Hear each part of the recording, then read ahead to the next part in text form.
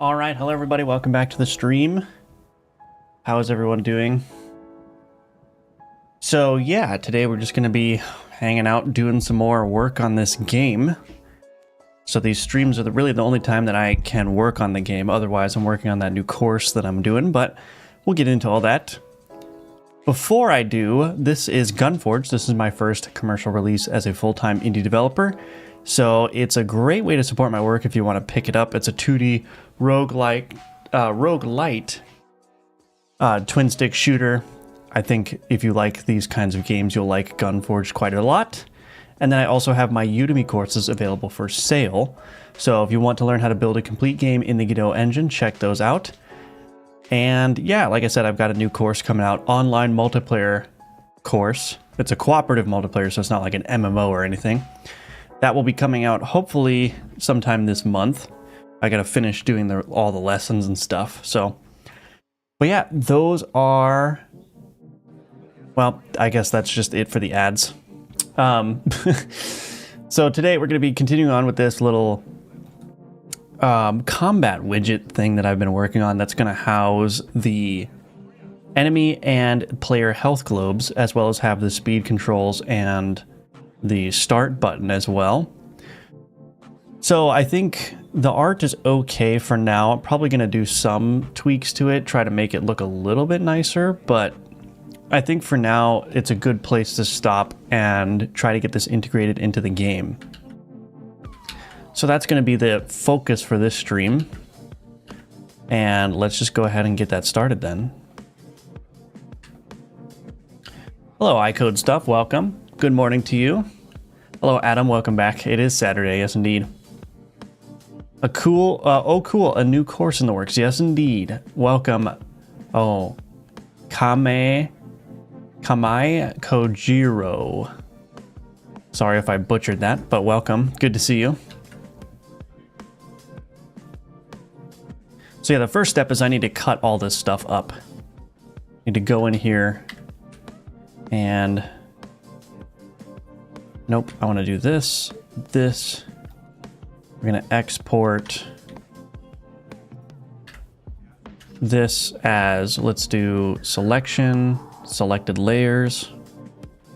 This is going to be the widget.png. Export that. Might as well just get started creating that. What kind of node do I want this to be? That's a good question. I guess we'll just make it a margin container for now.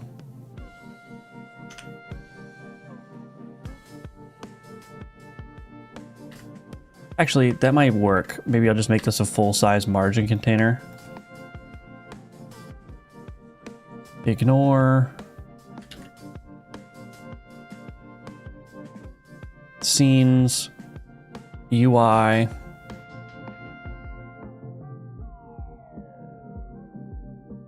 Create a new folder. What do I want to call this? Combat widget, I guess? I don't know what to call it. Combat widget it is.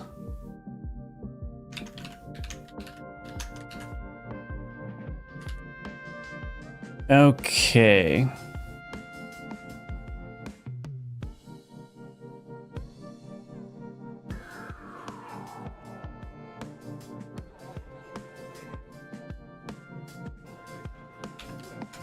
Create a control node for the purpose of centering this.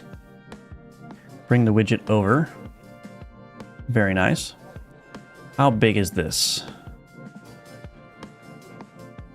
This is 147 by 80. So I'm going to change this control custom minimum size 187. What did I say? 187.80. And then we're going to make this shrink center, shrink end. And then we can put the widget as a child of the control and reset the position to 0. And that should... Oh, did I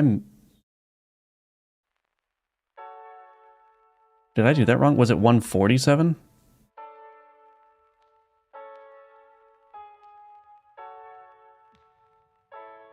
$147. Oops. There we go. Okay, so we got the widget centered now. And what needs to happen next? Got to get those speed controls in, so let's do that. I need to figure out how to slice up the speed controls. That's going to be a little bit annoying.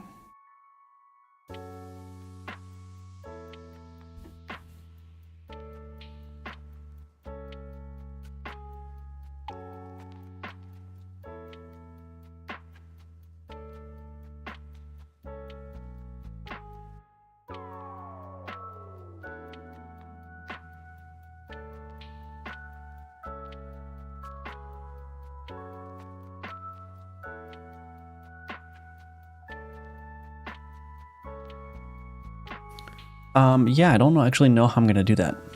Because these icons need to remain right side up so you can see them. So I'm going to need to come up with a clever... it looks like a lot of these are misplaced too.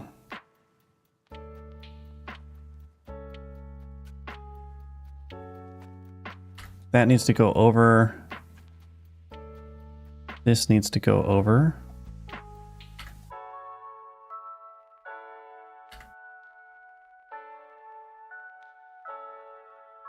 There we go. Much better. So these icons here, I actually need to split these up even more. So what I'm going to do is take these stars. Oops.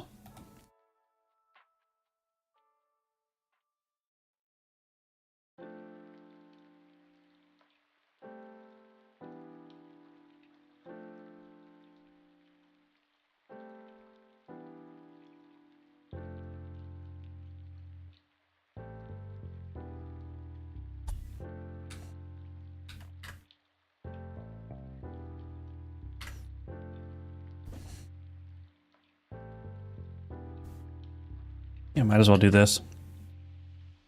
We'll call this speed disk. Export that. Let's just get that in place. So I'll add the speed disk. Guess it doesn't really need to be a child of the widget. Just put that there. Is this going to rotate well? Yeah, that's not going to rotate that well. So what I'm going to have to do, I think, is split this up even more. So essentially what I need to do is let's duplicate this. Inside of this speed disk here, I'm going to remove these lines. Goodbye, lines.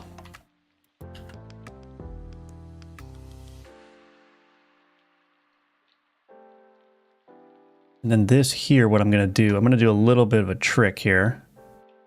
I'm going to make this go outside. Let's hide the widget here. And the pointer. Okay. So what I need to do is I'm going to take...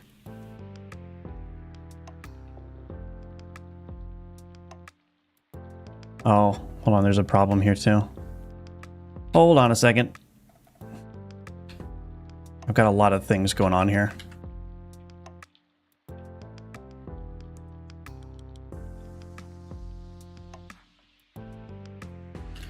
Speed disk segments, I guess we'll call this. This needs to be like that.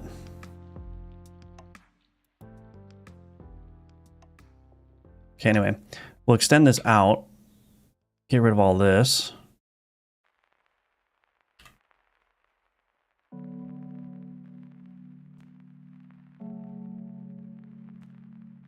Okay, and I can take this, fill that in, take this, fill that in.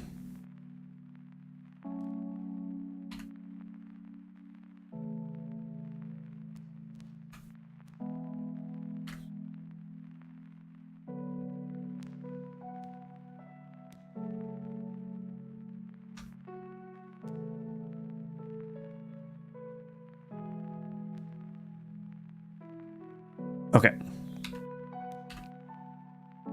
Oops.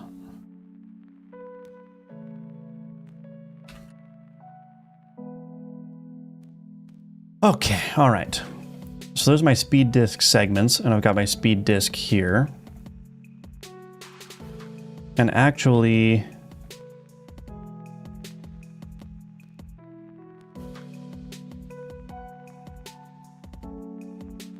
I think this will work.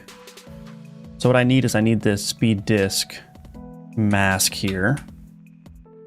So I'm going to create a new layer. Speed disk mask. I can just make that. Okay, let's export that. Speed disk mask. Let's get the speed disk in here. And then we've got the speed disk icons. Now there needs to be, these all need to be separate icons here.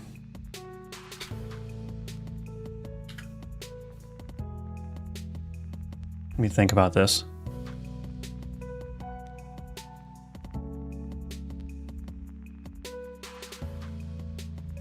The ordering is very important here. So let's take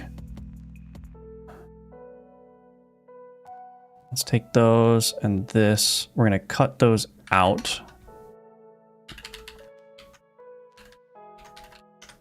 Just paste those there for now. Speed disk stars. Okay. Let's get those, export those speed disk stars. All right, let's just see what I got going on here now. So we got the widget. Let's go ahead and add the speed disk now. This I'm just going to situate in there. Then as a child, we're going to do the speed disk mask. Like so. Put that there. Then as a child of that, we're going to do the speed disk. Oops, speed disk stars.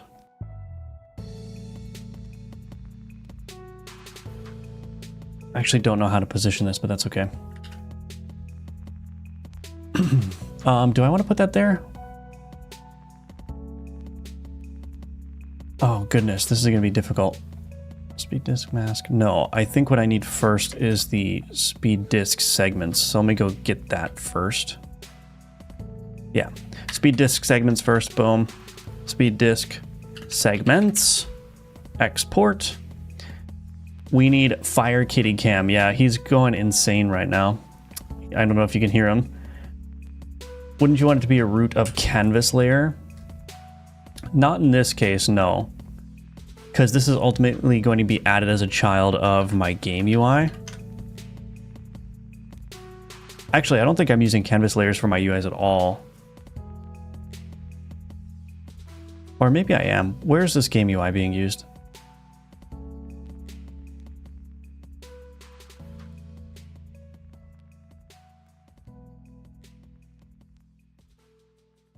Yeah, I might need to make that.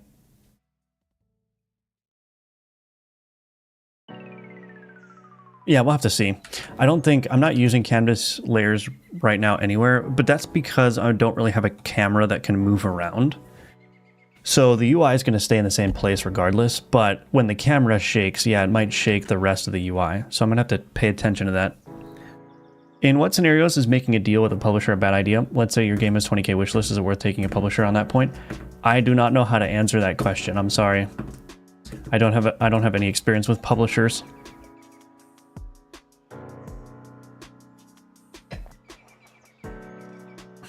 So I wish I could give you some advice, but I can't. I'm sorry. Infinity01, hello. Are you American? Yes, I am. Kelso, welcome back. Yes, I am. Living in the good old state of Ohio. Ohio. All right, let's see. So what am I doing? I need those segments. Why did I decide not to take one? Well, it's not really that I've decided not to take one. I haven't really had the opportunity to work with a publisher. So that's one reason. But also, I don't know. I just kind of, I mean, if the right deal came along, I might take it, you know. Like if a publisher said, hey, we want to give you $60,000 to finish this game, I might take that deal. But at the same time, like I kind of want to just succeed or fail on my own. But you know, if the right deal came along, of course, I would consider it.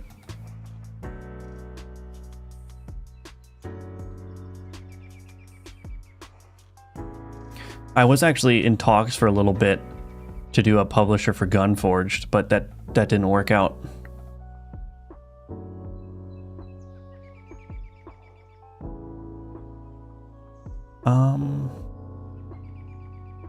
Oh, I'm moving the whole thing. Oops, I need to move just this. There we go. So now if this rotates... So that's why I did the whole masking thing. Rotating that whole disk was going to create issues. So like this looks weird when it rotates. Or no, this looks weird when it rotates, right? Like the circle gets all janked up. So if I do a mask here and then I can just rotate these segments inside, that's going to produce a much better effect there. And now what I can do is I can add the stars there as a child of the speed disk segments. And I need to figure out how to actually position that. So we've got this one. Oh, it looks like I've positioned it correctly. Cool. All right, so I'm gonna lock this so I can't accidentally move it. I'll also lock this one, and I'll also lock this one, and I'll also lock this one. Okay, so now the icons are gonna be a little bit interesting.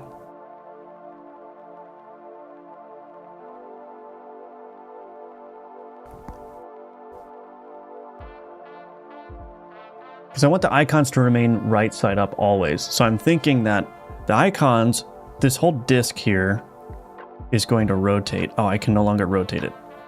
This whole disk here is going to rotate, but I want the icons, like the moon icons, to remain right side up.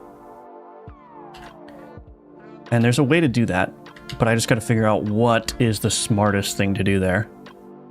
I think what I need to do is have like a, let's see, probably a node 2D that represents the position here, and we'll do like speed 1 icon or speed 1 root maybe. And then let's get these icons out.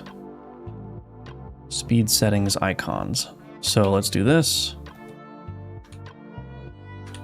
We'll do, this is speed, I'll just call this speed icon paused.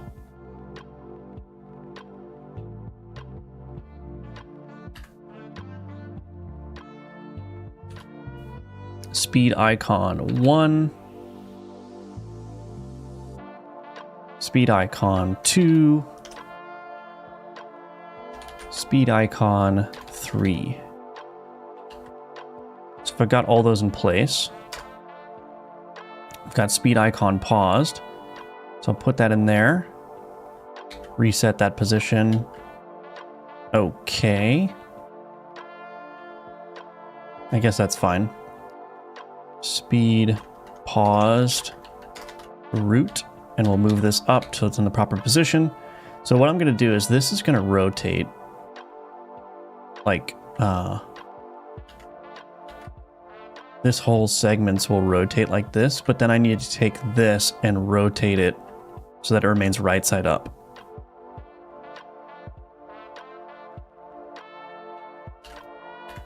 And I'll have to do that in code, but let's duplicate this, put that there, duplicate this, put that there, duplicate this, put that there. Okay, so we got speed paused root. This is speed 1 root, speed icon 1, speed 2 root, speed icon 2.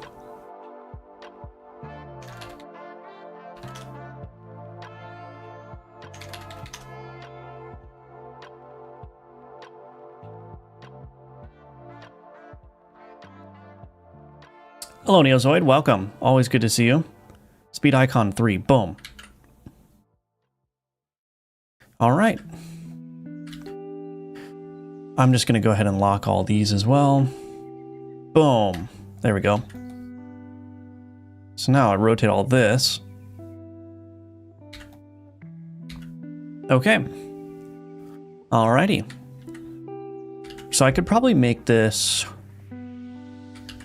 just for ease of development, probably just test this as a standalone scene first. Now the tricky part is going to be, oh shoot. I'm actually going to determine the clickable area. I might have to use area 2Ds for that. Interesting. I just want to get the rotation working first though, so what I'm going to do is I'll just start writing a script for this. Speed icon paused. Why did that not lock those? Lock. Okay. Let's just see if I can get the rotation working. So speed disk segments, we want to mark that as a unique name. We're going to want to change this.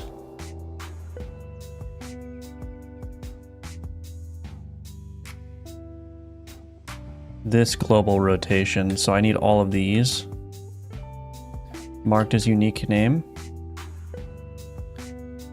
Let's create a scene or a folder for this rather. Combat. Scripts UI combat. Create. Okay. Are you making much progress in your game, Firebelly? What's your goal now? Right now we're just adding the combat widget here, like I'm working on, to make the combat encounters hopefully look a little bit nicer. And then, yeah, I'm basically just working up on tightening up all the visuals and stuff before I start adding a lot more content, so that we're ultimately working towards having a version of the game that can be publicly playtested. So that's what's going on here. All this work is being done in service of that. Hello, Dragon Apple. Some stars are clipping to the mask, though. I don't think so. Is that happening?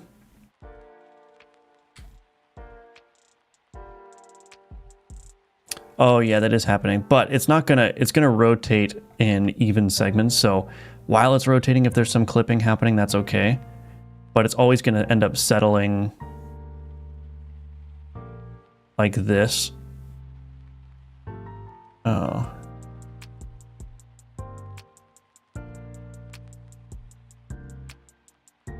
Looks like it's going to be a little bit off kilter here.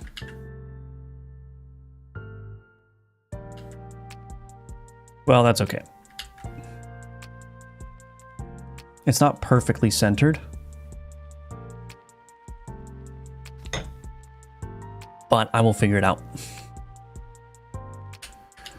All right, so speed icon, yada yada, combat widget, speed disk segments. Okay, so let's go ahead and grab node, private, sprite 2D, speed, disk segments.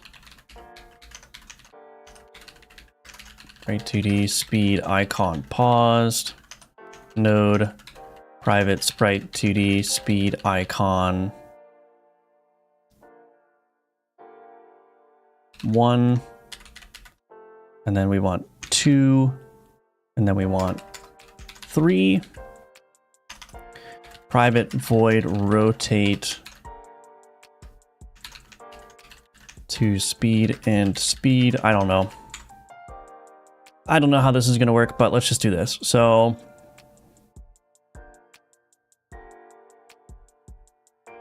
I always wanted to rotate clockwise as well. So that's the other thing I'm going to need to worry about.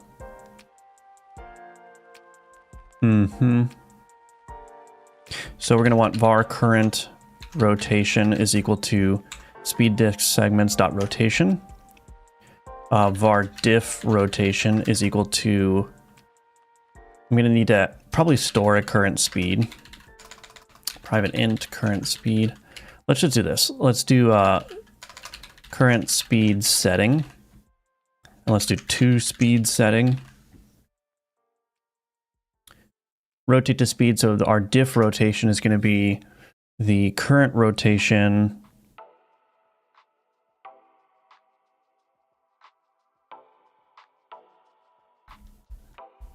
how do I want to do this? What is our desired rotation? Var desired rotation is equal to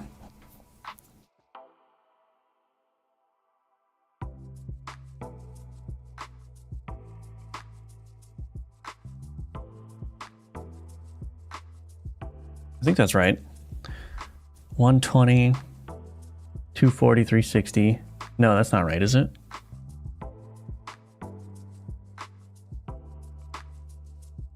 No, it's not. 90, 180, 270.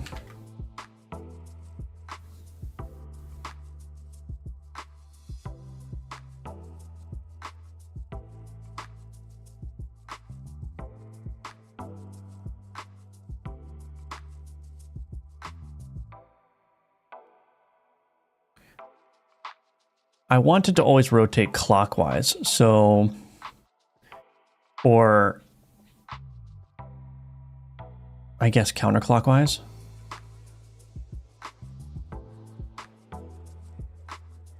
Well, we can just not worry about that right now, I suppose. I'll worry about that in a second. Var tween is equal to new tween, or let's do a create tween.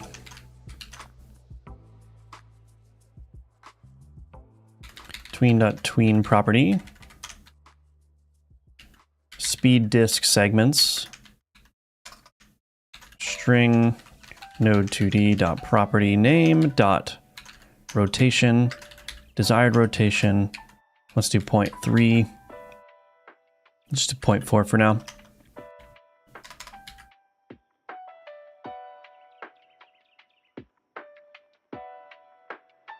Okay. Public override void process. Process. Speed icon 1 dot global rotation is equal to 0.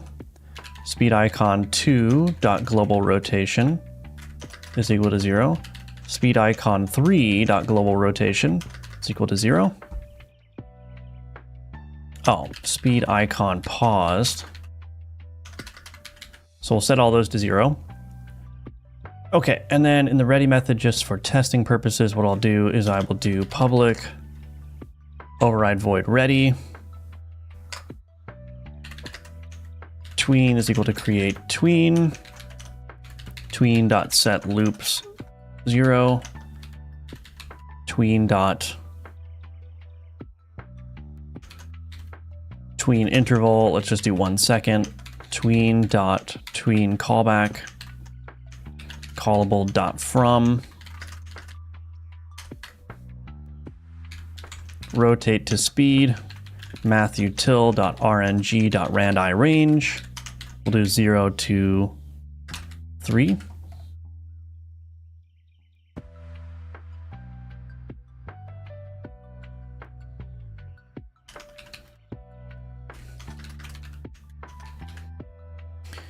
Okay, let's see what that does. Hopefully it works. Is this a new project? Sorry, first time watching the streams. Yes, it is, yeah. New project, new commercial game, or is intending to be a commercial game, we'll see.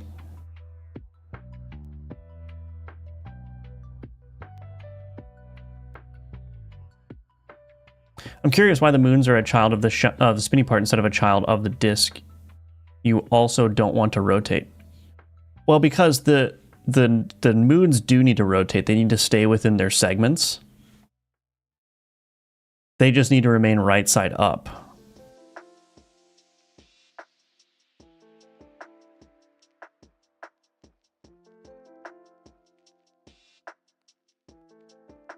So you can kind of see how it's working.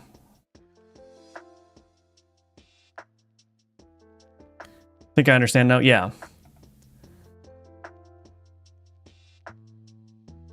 So it's actually looking all right. I don't know how well you can tell that the moons are remaining upright, but you can see as it rotates, the moons remain upright, so they're not rotating themselves.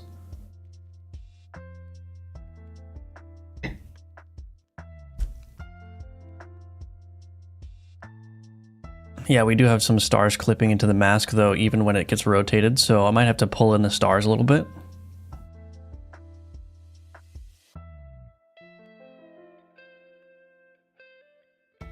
How do you do masking in Godot? It's very simple. You just get a sprite that you want to mask, and then you use a sprite 2D, and you change the clip children to clip plus draw.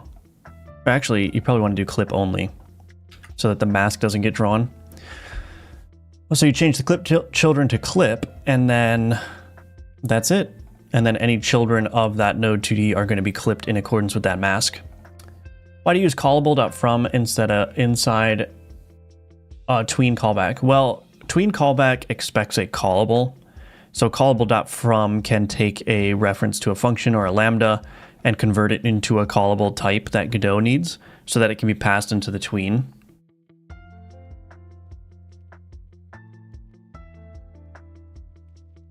So hopefully that makes sense. Happy Saturday. Yes, indeed, Hyro. Welcome, welcome. So this is looking pretty good, actually. I do want it to only rotate counterclockwise so that if you were to select an option, it always rotates counterclockwise to that option. So that means that this desired rotation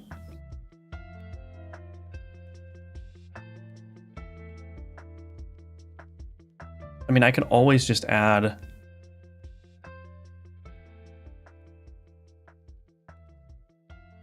I guess what I would do is I would just say if desired rotation is less than current rotation or greater than. I don't know. We'll see if it works, then I'll flip the sign. I don't want to think about it right now. Desired rotation plus equals mathf.tau. And then in here, tween.tween callback. Let's do callable.from. And what we'll do in here is we'll wrap the rotation. So the speed disk segments dot rotation is equal to mathf dot wrap. Is wrap f a thing? No, it's not. Wrap. We want to wrap the speed disk segments dot rotation, and we want to do from 0 to mathf dot tau. Is that right?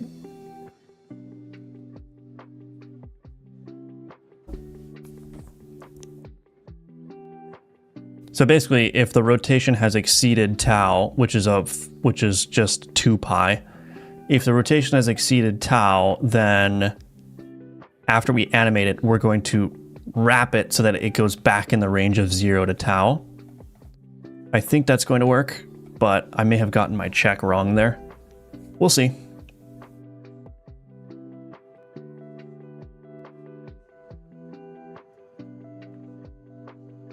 Now it's always rotating clockwise.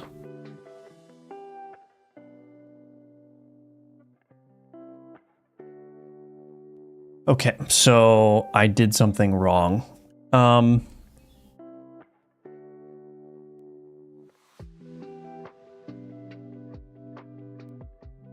I just reverse these?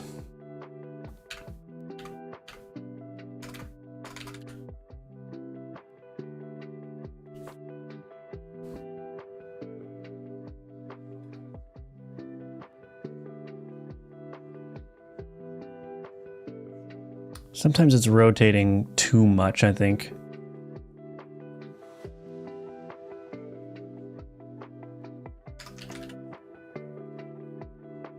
I don't know. I should probably actually spend the time to think about this. Gonna lurk trying to practice pixel art for GMTK. Awesome. Ooh, yeah, that's not working at all. Let me think about this. So if the desired rotation...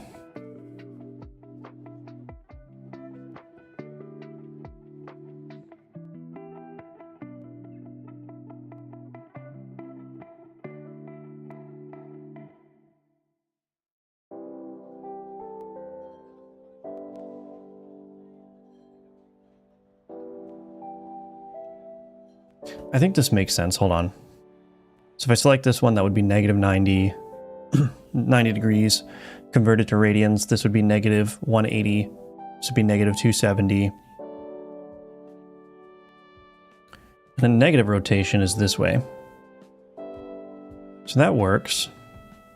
So if I'm rotated like this, and I want to go back to this one, I would need to do a full rotation like this.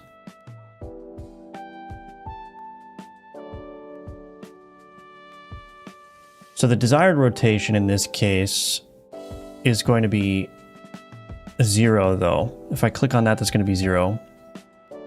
That's going to be greater than Yeah, that's going to be greater than this rotation.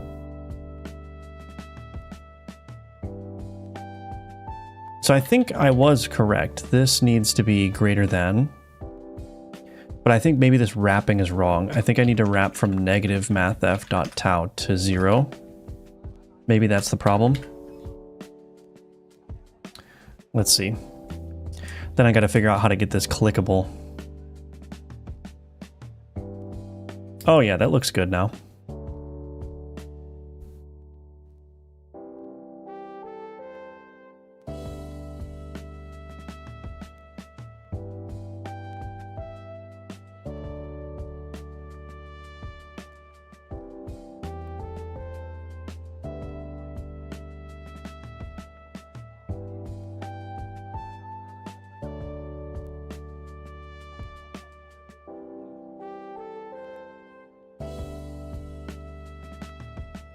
I think that works. I think it's working. Cool. All right.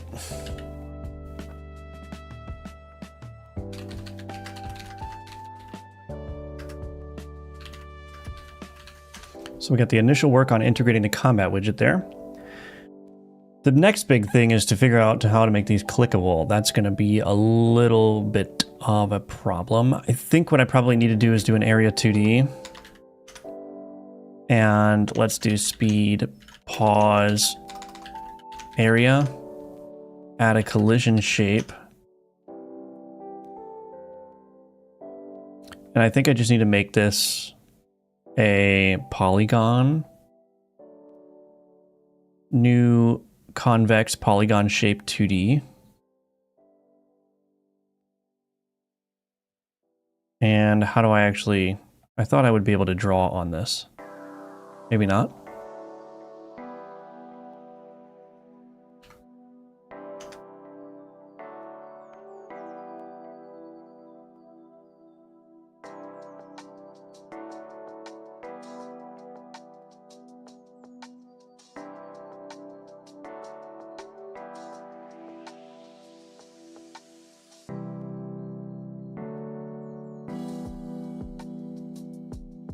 Oops.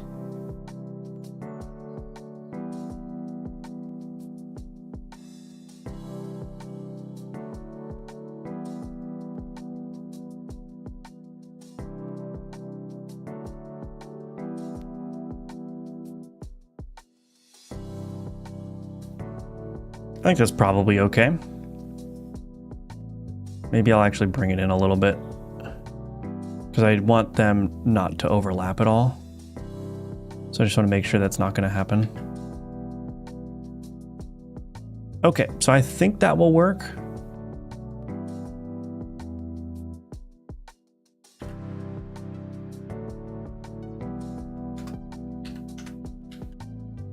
I think I probably need to make this unique here.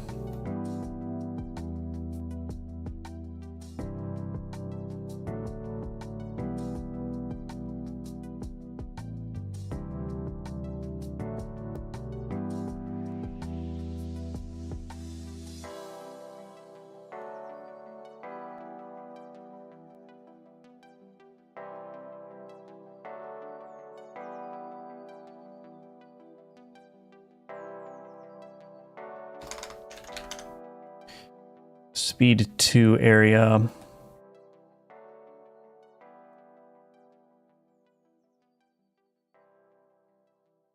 Oops, I did it wrong. I have to make this unique.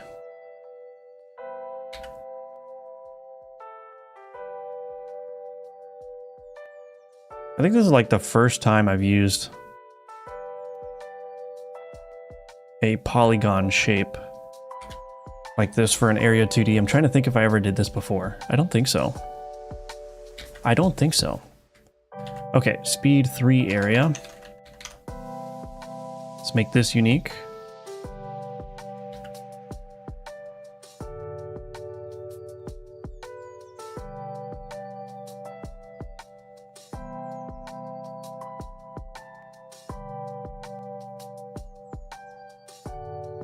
Oops.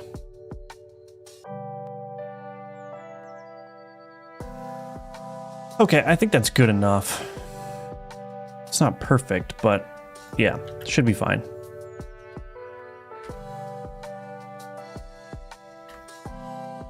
Let me make sure that this is actually going to work when I rotate all this.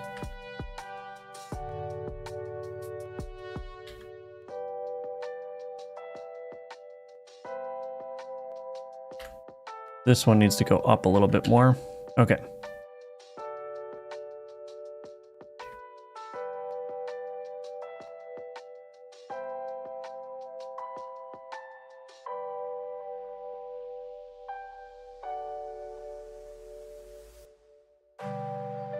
Oh, collision polygon 2D? Okay. Hold on.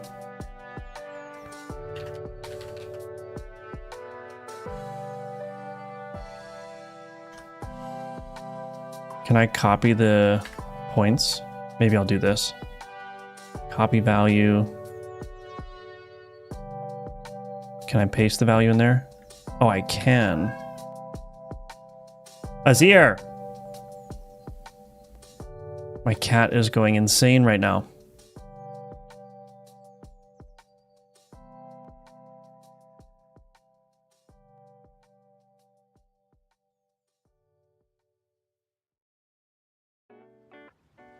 What is going on here? Oh, I guess I just do that. Okay. I guess I'll fix these. I don't want these warnings or these, node configuration warnings in my editor. So I'll just go ahead and replace all these with collision polygon 2D.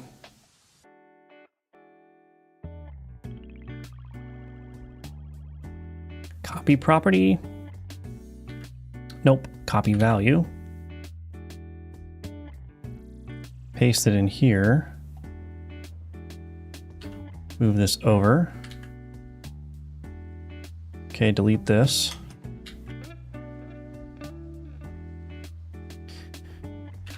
Collision polygon 2D, this one.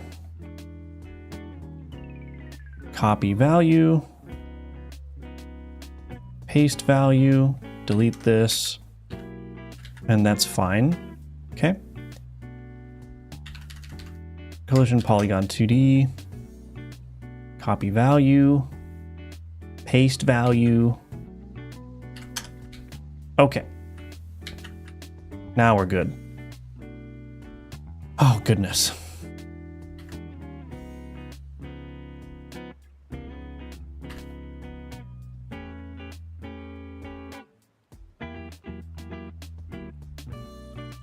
Azir, is that a League of Legends reference? It is, yes. My cat is named after Azir, the League of Legends champion. Yes, indeed. Okay, so we've got these in place. Now let's do this. I need to enable, I think I can enable mouse picking on these if they're not already enabled. Collision layer. I'm just going to, oh, I don't really have collision layers at all. Interesting. We'll just set these on layer 1. Let's just call it like mouse. Yeah, might as well. I'm not using any collisions in this game at all yet. So pickable. Azir, what do you want? Come here. What? Come here. Come here. Oh. This guy won't shut up. You won't shut up. What are you doing? What are you doing? Say hi. Say hi to the stream. Look at the camera. Oh.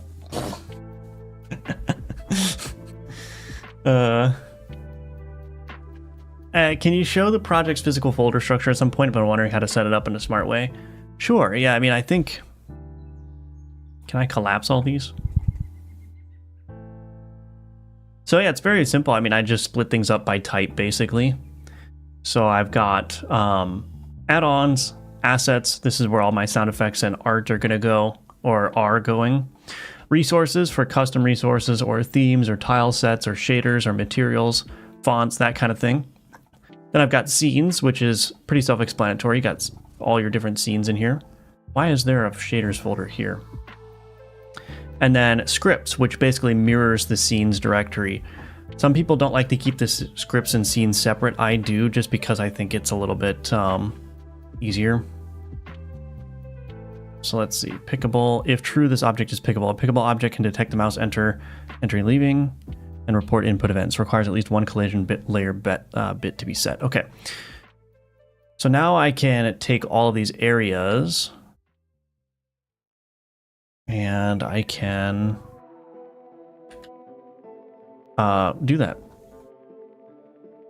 So yeah, hopefully that little quick overview on the folder structure helps. Honestly, it doesn't really matter what your folder structure looks like. What matters is, can you easily find the things that you're looking for, and does the organization make sense to you and or your team? Your directory structure should be in service of making you more productive. I don't think it's really a good place to dogmatically adhere to some kind of other style. You should adhere to whatever style makes you most productive, is what my opinion is on that. Hey, Cat. Yes, indeed. Oh, he's a Sphinx. Yes, he is. Good to know I'm not completely off track. Yeah, I think you're good.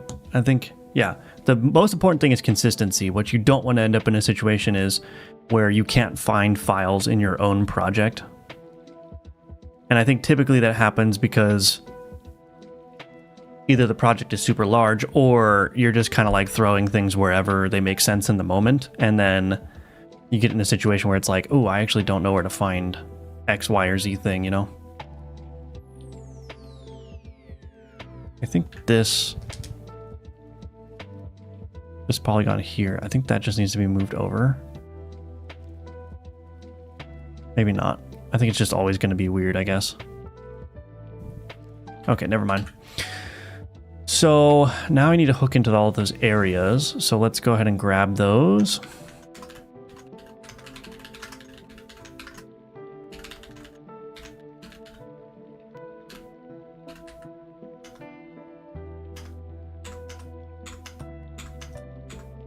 What?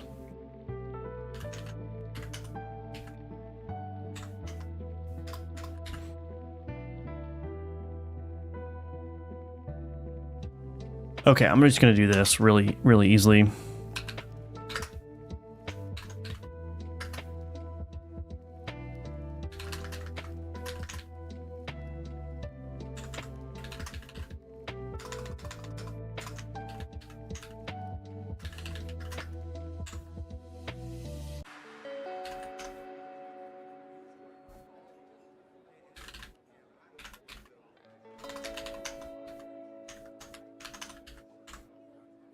Okay.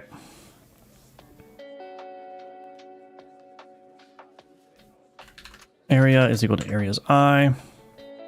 Area dot mouse dot input event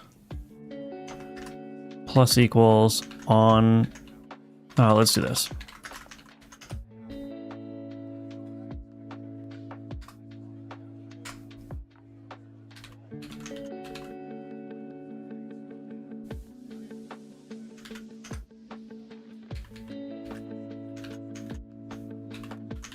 Oh, I think there's more arguments here.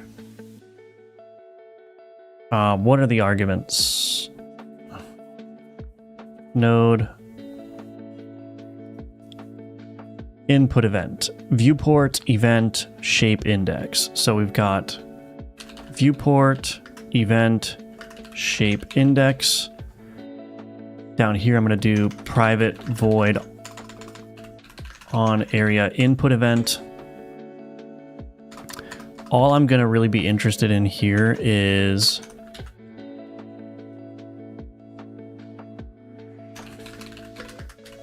really just the index,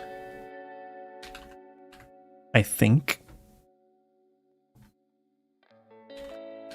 Oh, and the input event.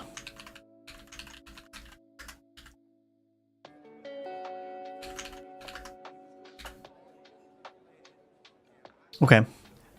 So I can do in here now if, oops, evt dot is action pressed, game constants dot action click left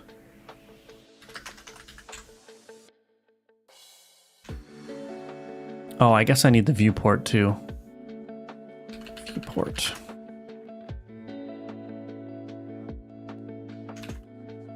What's interesting is that the viewport comes in as a node, which is kind of weird. So I'll do viewport.get viewport.set input as handled.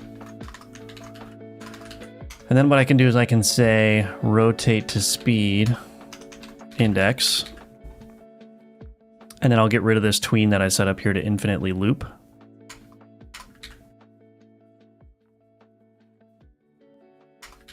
Okay. Let's see what happens. See if I can actually click things. I feel like there are common practices for other stacks, but for Godot, it seems like everyone is doing different things. Yeah. OMG, the autocorrect. Yes, indeed. What is going on here?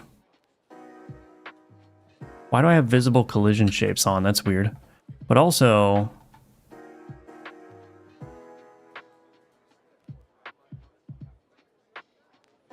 gd.print. Yo! I had visible collision shapes on for some reason. I'm not getting any outputs whatsoever. At least one collision layer to be set. Oh, you know what? Maybe... Oh, this control is probably intercepting the mouse events. That's probably what's happening. Okay. That's probably what's happening. I think, if I'm not mistaken, the controls get the input events first, and then your node 2Ds or your other nodes will get the input events. There we go.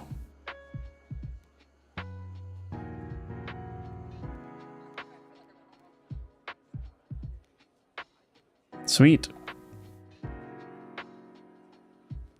So I need to make these not clickable if the tween is running. Or I guess I just need to... Maybe they can remain clickable.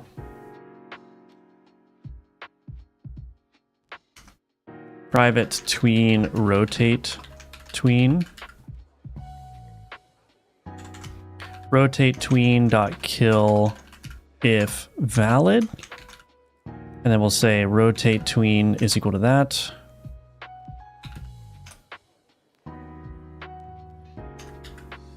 Okay, let's see what this does.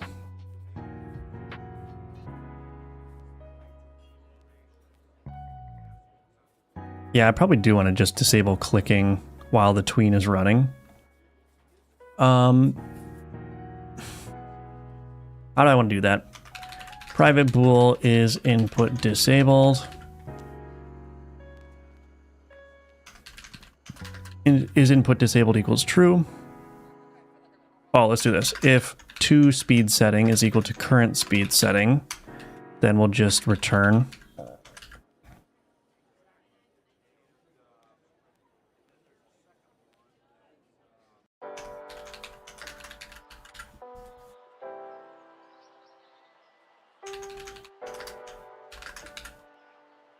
Okay, that should fix that.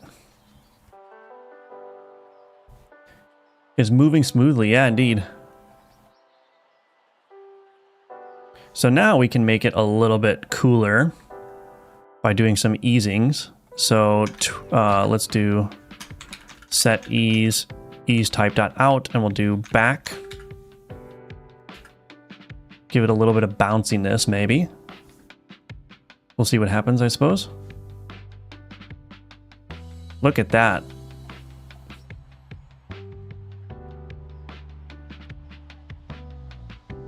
It's a little bit too quick now with that back, so I'll do half a second maybe. I don't want to make it too long because the user can't, or the player can't change the speeds more than twice a second then, which you really wouldn't need to do, I suppose.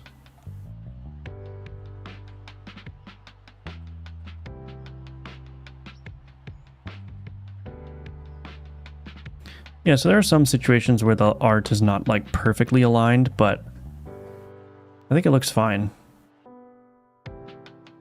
Is that rotating more than it should? That might be rotating more than it should, actually. I wonder if I'm making this too complicated. Oh,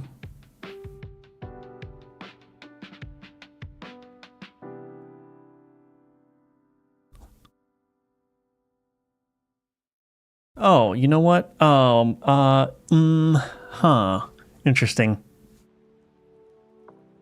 I think I just need the difference. Hold on.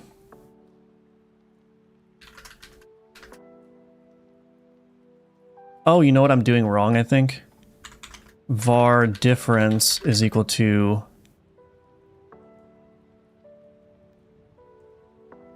desired rotation minus current rotation if difference is greater than... Hold on, let me just do this.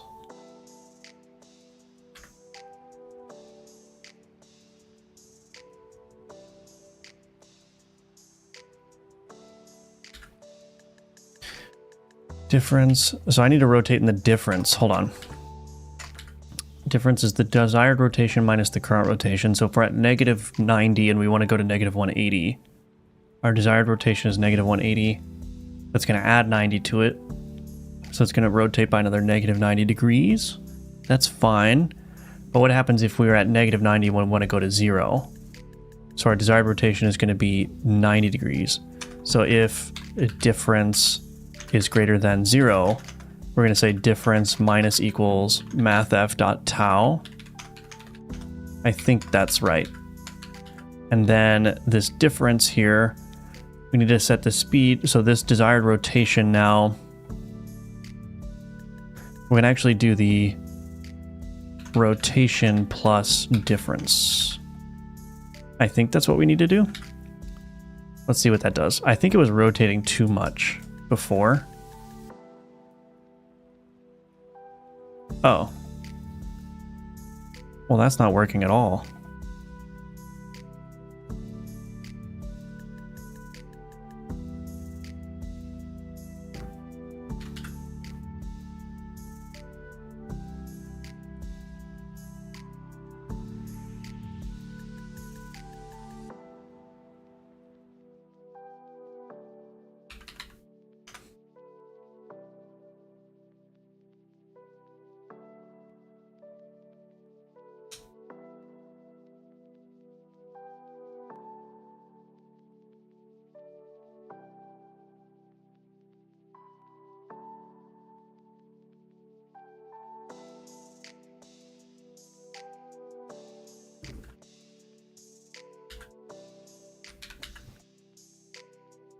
Why is my VS Code bugging out?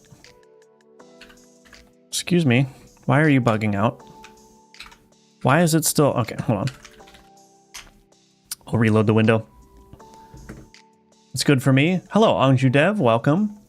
Hey, hello, Artem. Just popping to say hello and going back to your course, finishing lesson 9 with animation of the sword. Definitely catching on your animation style. Awesome. Glad to hear that. I'm still stuck of player animations. Oh, I got you. Cool. I'm glad to hear that it's going well, though. I hope you guys will like the new course. The new course is a little bit lighter on like the gameplay elements and the animation and polish. There's still going to be a lot of animation and polish in it, but because the majority of the focus is on, you know, multiplayer and synchronization and everything, the gameplay elements are going to be a little bit lighter. Otherwise, the course would end up being like 30 hours, and I don't think anyone wants to sit through a 30-hour course, so.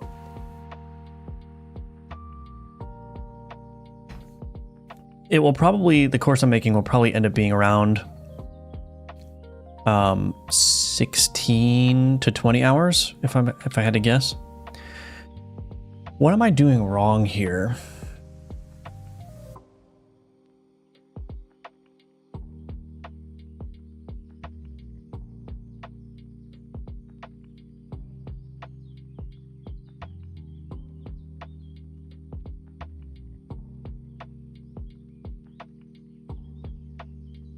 Hold on, I need to think about this.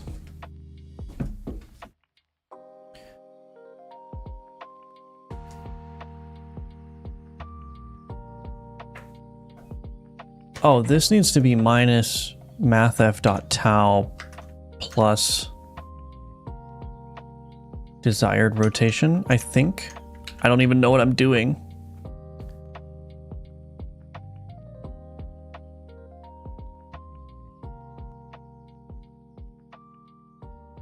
Nope, that's not working. What in the heck, man?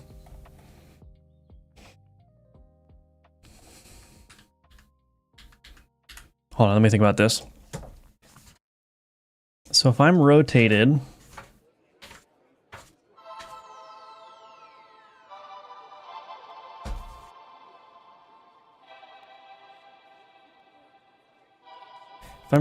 negative 90 degrees and I want to go to 0 degrees, but I want to do that only by going counterclockwise.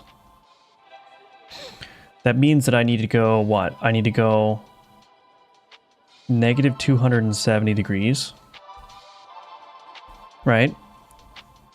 So to get that 270 number, what I would take is, yeah, I think what I would do is, maybe I should just modify the desired rotation. Let's do this. Let's change this to desired rotation.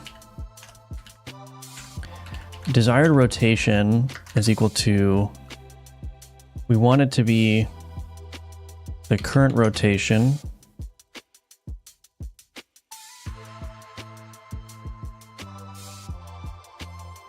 I think it would be negative math dot tau plus current rotation.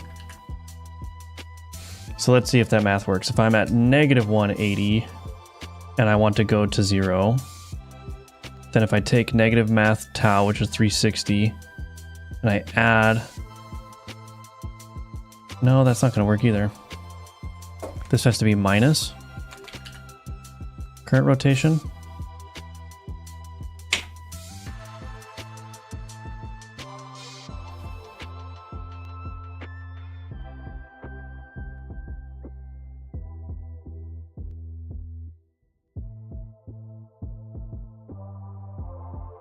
Is that right? I have no clue. How long did it take you to learn Godot so that you could memorize the codes? That's a good question. It's rotating the wrong way. I don't like rotation. I don't like rotation. What the heck am I supposed? How do I make this rotate only counterclockwise? It seems like such a simple problem. Why am I not understanding this?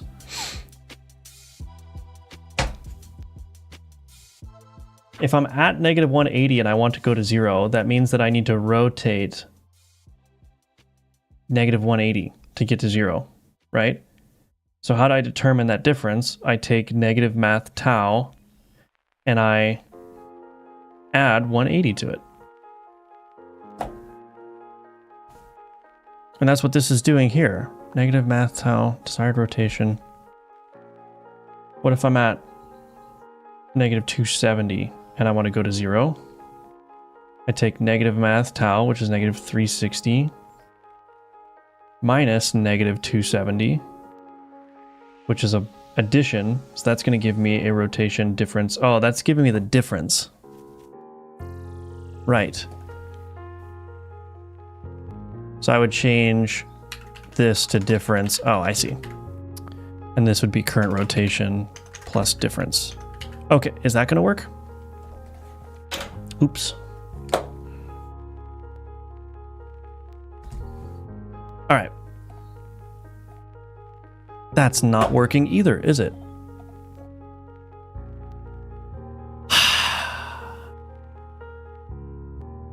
Why is this so difficult? I don't understand. I don't understand.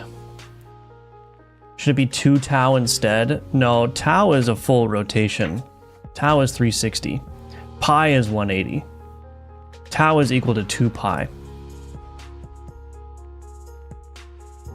I feel like that's rotating too much. Am I wrong, or is it just like a...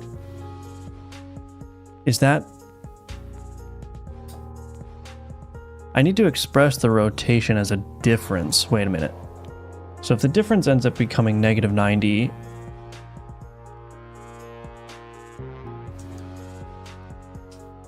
I should just set an absolute target rotation. So if I'm at negative 90 and I want to go to 0, what I need to do is I actually need to my desired rotation needs to be... Okay, let's change this. Desired rotation is equal to...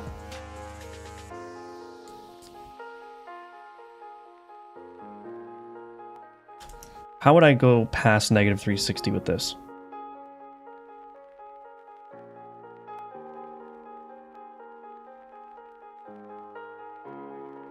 If I want to go to negative 270 to 0, that would be the same as going from negative 270 to negative 360. I think I need to use a different wrap here.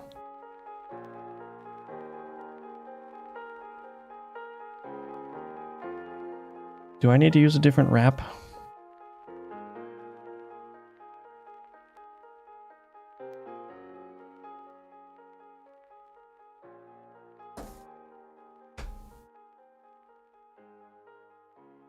If I want to go to 0, and I'm at negative 270, essentially what I need to do is I need to take that negative 360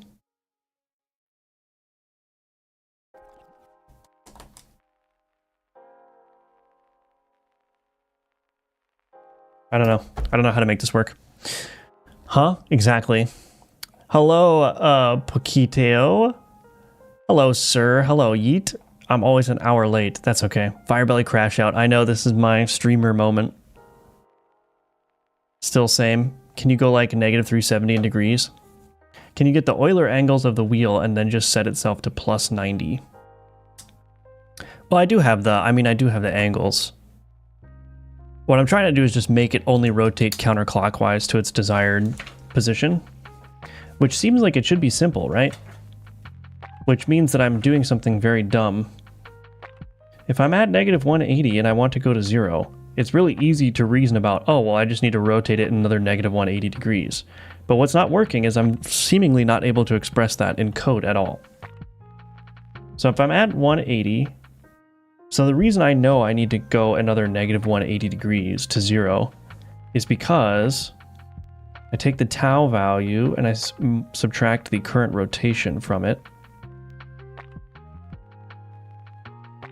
Maybe the current rotation is positive sometimes. Print. I wonder if Godot is like switching the number under the hood. That might be actually happening. I might have to switch this all to using degrees actually. Let's see.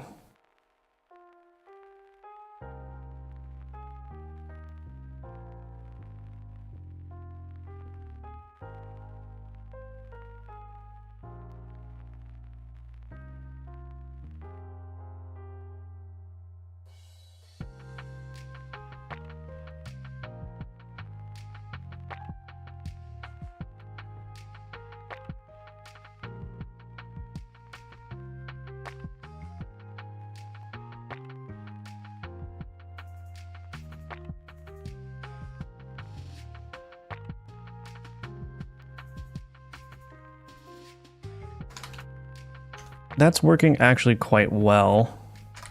It's just when I try to make it go only counterclockwise, then it's not working. I think in tween you can only go negative if you want counterclockwise. That's not working at all.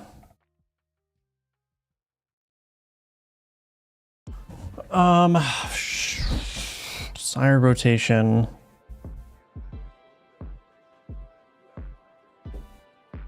Hold on.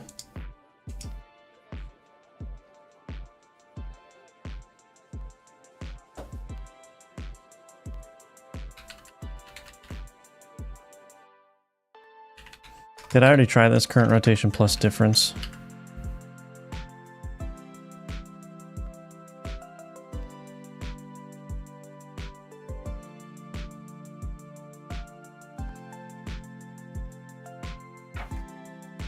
I don't know. Crash out is right. See, that's just not... Is that working? Hold on. No, it's broken now. Sometimes it just gets broken too. I don't know what's going on there. It just stops working. That's cool, that's cool, that's cool.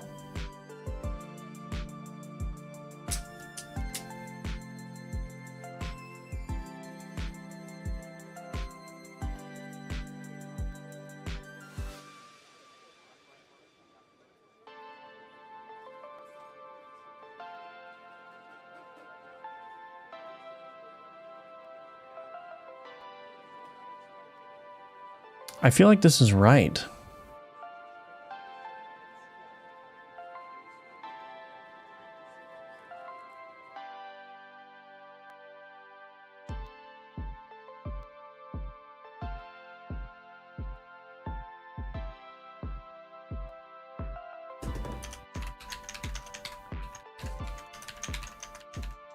Math util. No, wait, hold on.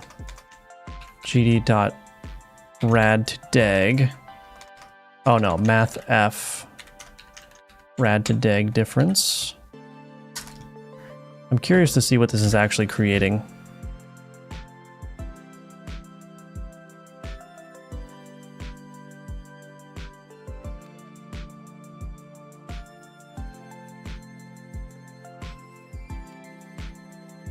Didn't print anything.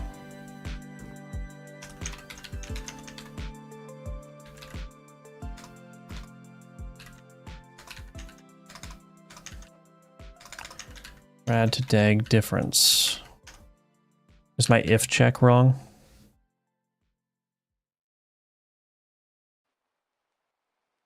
Maybe my if check is wrong. Negative 270.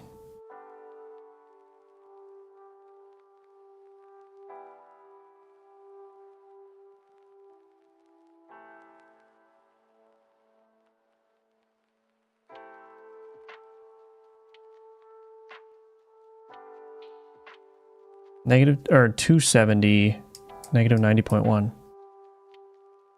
Huh?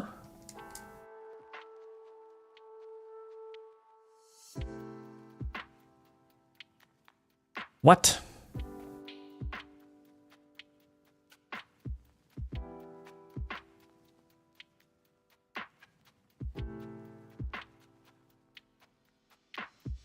Maybe it is working.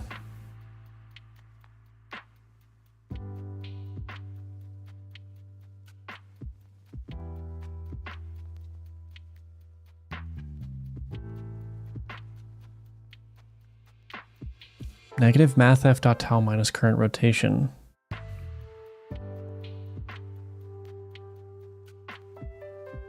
What?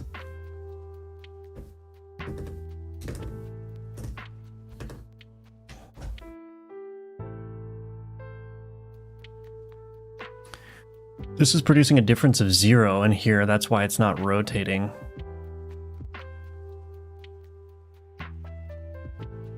Huh?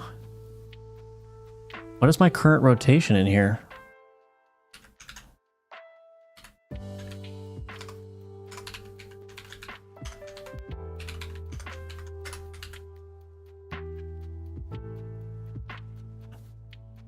I don't understand. I have no clue what's going on. Save me from this. Current rotation is negative 360. Oh, I see.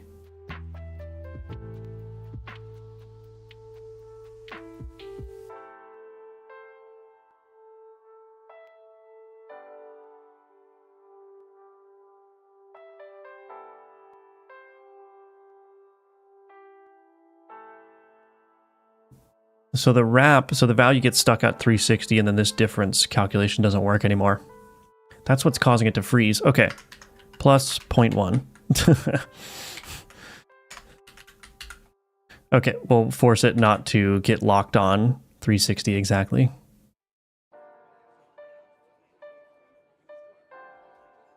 So my math was working, it looks like.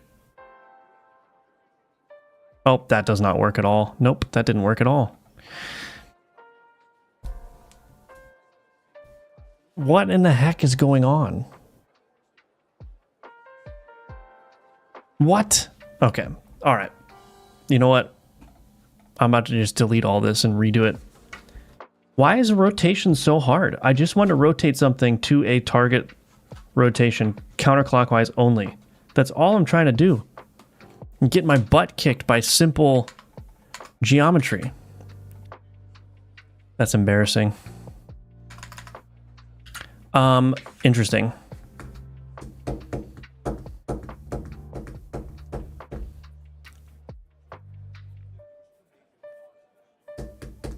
It doesn't help that the cat keeps meowing in my ear when I'm trying to work. Can you stop? Don't you have something to do?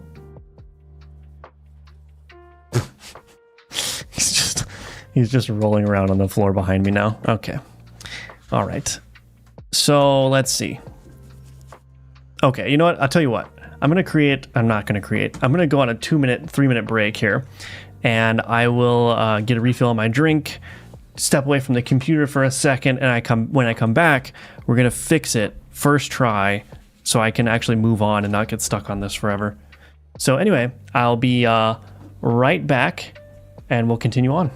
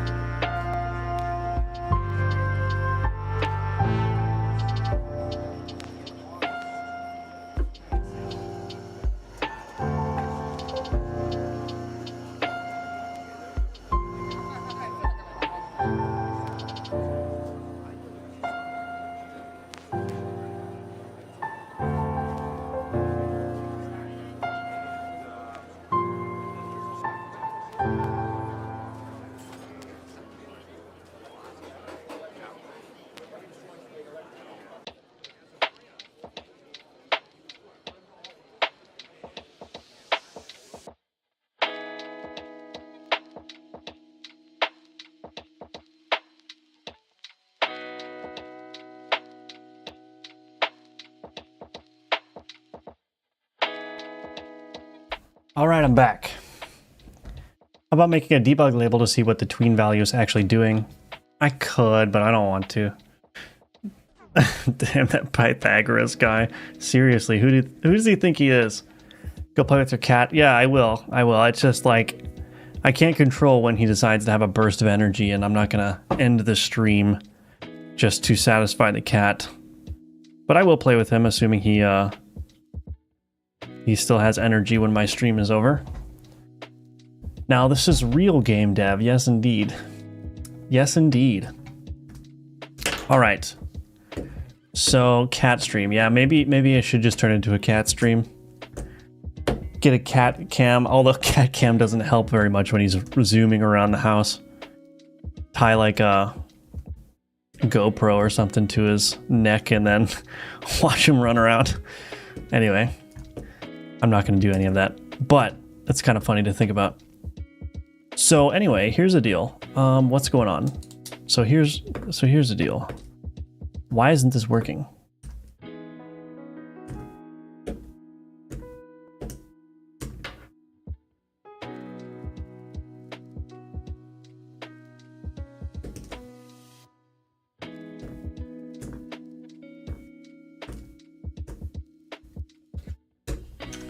If mathf.is equal approx speed diff segments rotation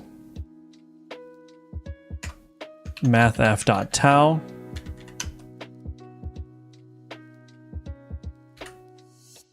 I'm gonna just try that first.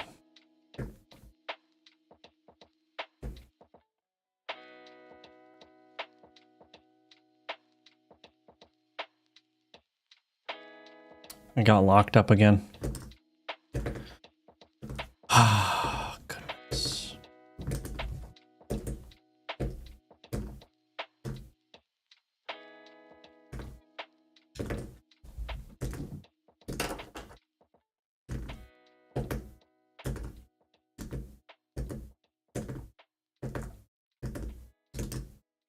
If I got rid of this wrap, I think it might work.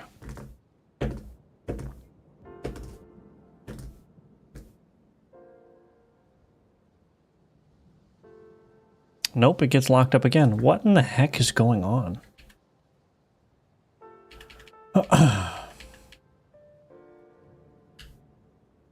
Oh wait, I did my check wrong. This needs to be negative. My bad. Ask his opinion on how to fix this. I don't think he'd be very helpful. Hello, Atul. Hoi, sensei. Thank you, I guess. That's funny. Welcome. Good to see you. Hello, Real Cruda. I'm doing well. How are you doing? Welcome to the stream. Always good to see everyone. By the way, I don't know if you noticed, but just a half hour ago, a new code review video went live. So if you're interested, definitely give it a look. After the stream, of course. I think it's working now. I think my math was good. I think I was just not... I don't know, maybe I was just getting something mixed up in my head. Oh, nope, it's definitely not working. Yeah, if I click that one, it's not rotating at all. What in the heck is going on?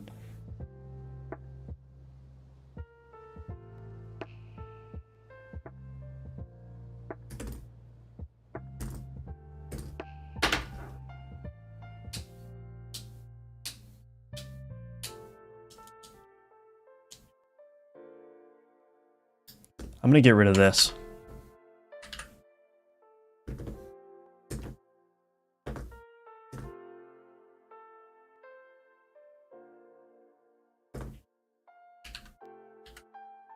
Desired rotation minus current rotation.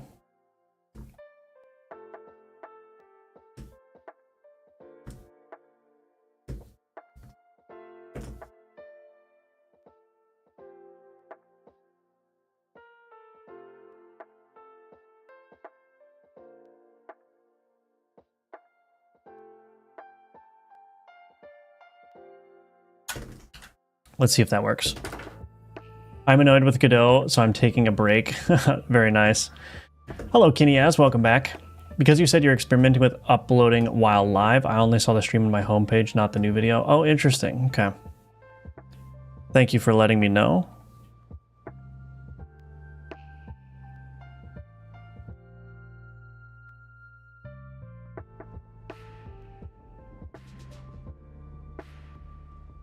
Okay, so that's working. It's just the case. You know what? I have tools at my disposal that I should be using. this section of code rotates speed disk segments based on a desired rotation. However, I want the rotation to only be counterclockwise. Currently, it will rotate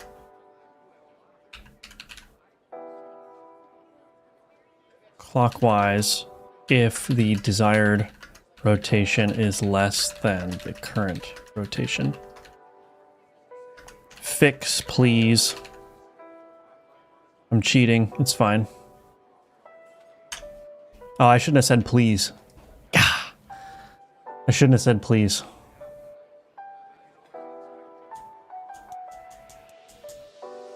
That's it? Oh, that was the original solution I had. Okay, so I'm actually a genius.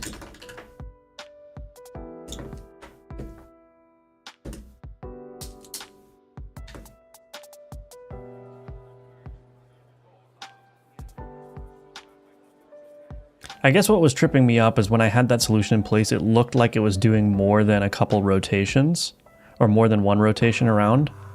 But I guess I was just wrong, so. Yeah, cool. Cool.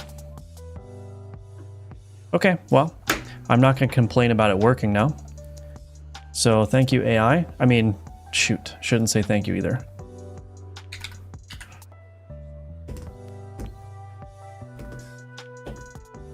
I think I still need this in place though, to prevent it from being, oh no, I don't, actually, I don't need that.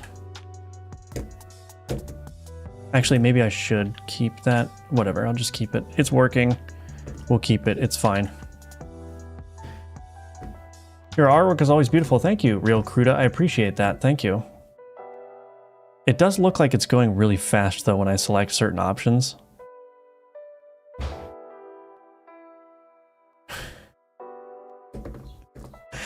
My cat is now slamming cabinets in the kitchen. That's what he does when he wants attention. If I'm not paying enough attention to him, he walks over to the kitchen cupboards and he opens the doors and then lets them slam shut.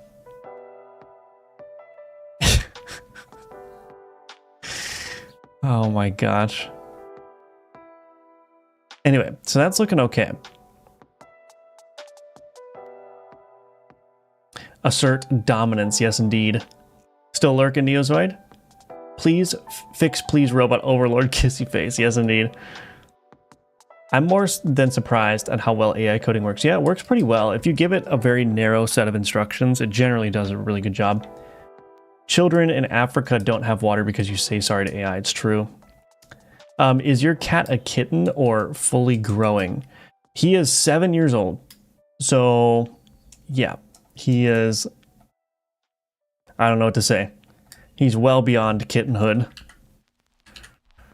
He is well beyond kitten, and his sister, the other cat that I have, is not nearly as active. Like, she's like the exact opposite, which is not good because the original reason I got 2 cats was so that he had a companion to exert his energy with, but she never wants to play, so it's just that plan was foiled, I guess. Anyway. Cat drama aside, we've got some more work to do here. It's actually like a 7-year-old child, yeah, kind of. All cats are babies, yeah. With a 7-year-old child, you can threaten them, and they will get the message. Cats, they don't... maybe they understand threats, but they don't, they just choose to ignore them anyway, so... Anyway, of course I'm kidding. But let's get some health globes in here, I suppose. Let me commit what I have, actually. Work on combat widget.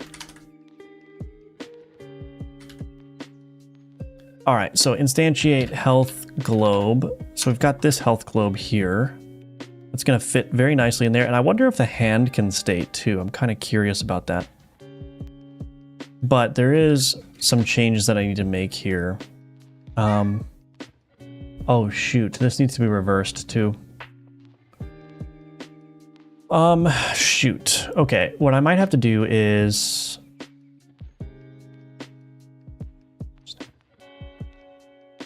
I think I'm gonna have to break up these health globe scenes a little bit. So I'm gonna actually do that.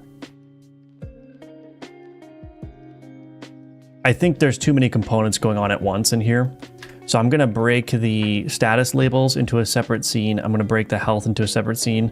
Then I'll probably connect those all through the editor instead so that I can place those elements individually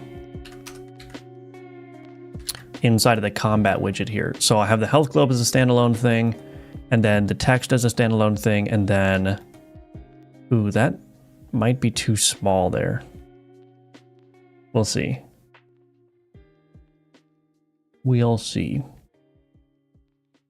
Anyway, so actually what I'm going to do is I'm going to duplicate this. Duplicate this. Health globe. I'll just call this new. I'll rename it later. Probably will end up deleting the other ones. So what's all in here?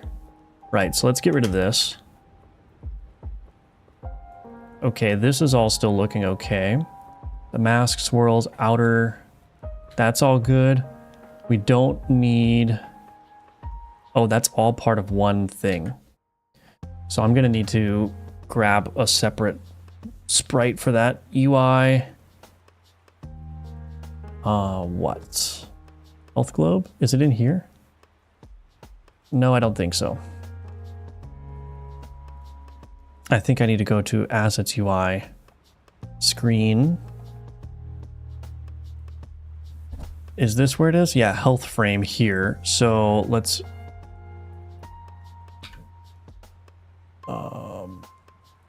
health frame. Yeah. Get rid of all this stuff.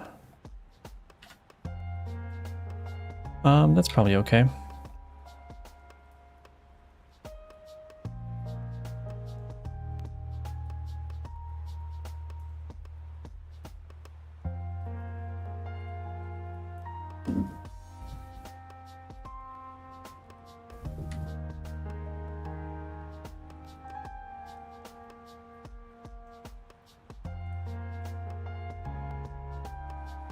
Okay. There we go. And I'm actually going to completely remove this. Health label padding, and let's get rid of the label as well. Then all of this stuff now, this can actually go away pretty much. So let's get rid of this. 0. Oh wait, that needs to be in place. Hold on a second. I'm gonna need to, let's see, outer.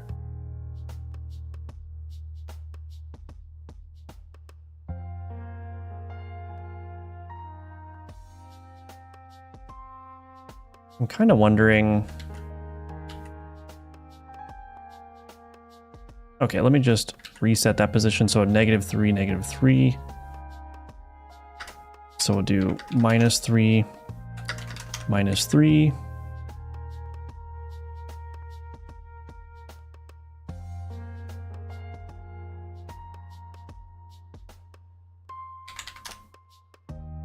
Okay. Why is this an HBox container? That doesn't need to be there. This actually doesn't need to be there either.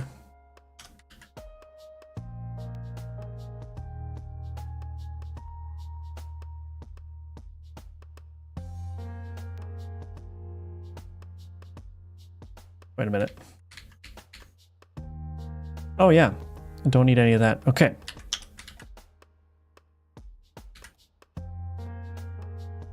Cool. All right, so I've stripped this down, and now what I can do, I think, is I can just go ahead and add that frame. This health frame here. I can just go ahead and add this basically wherever I want as a node 2D.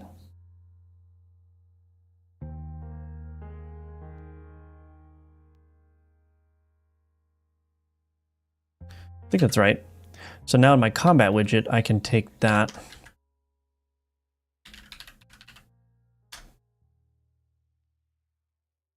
Oh,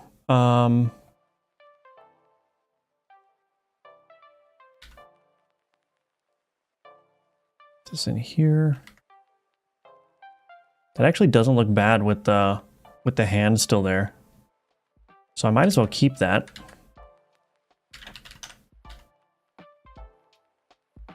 This is going to be a nightmare to position everything correctly, but I will worry about doing that correctly in a second. 420 divided by 420. Well, let's hope that my numbers don't go into the quadruple digits. It looks like it can support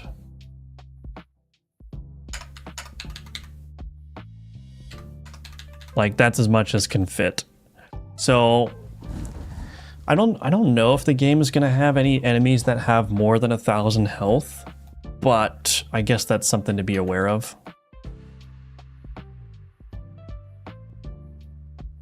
But anyway, so now what I can do with this health globe here is I think what I can do is let's just do another one. Instantiate health globe new.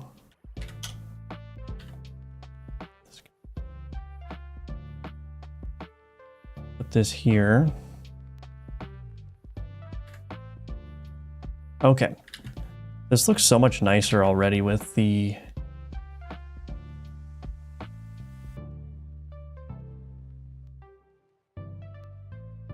health globes in place. I'm gonna hide these areas though. Kind of annoying. There we go.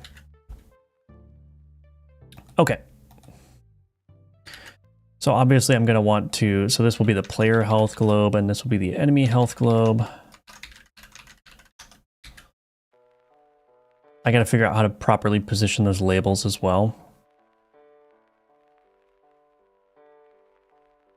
I think what I'll do is maybe I'll just center that, and we'll set a custom minimum size here. 41. Yeah. 41 sounds all right. Center, it doesn't matter. Okay.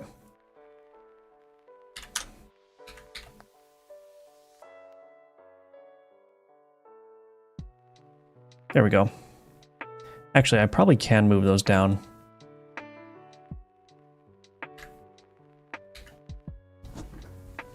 All right. We're getting there.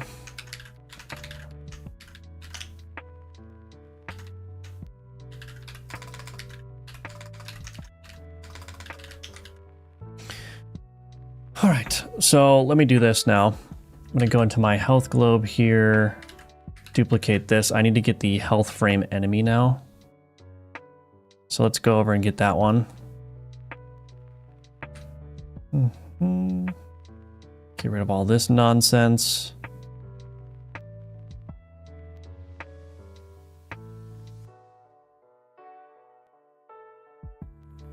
Oh, missed one. Cool, health frame enemy. Selected layers, selection, export. Okay, health frame enemy. Drag that over. And let's just see. Actually, where was this positioned? 3 pixels down on there. Oh, did I position it? Oh wait, wrong app. Oops. I think that's right. Okay, so now if I close that, let's see how that looks in my combat widget. Yeah, that doesn't look bad at all, actually. So obviously this player health globe, if I turn on editable children here, that's kind of what it's going to look like in the game.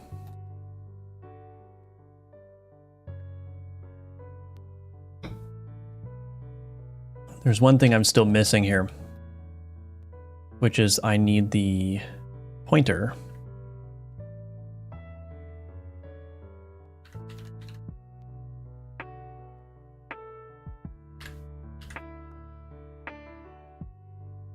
Let's go ahead and grab that somehow. Speed disk. Let's see.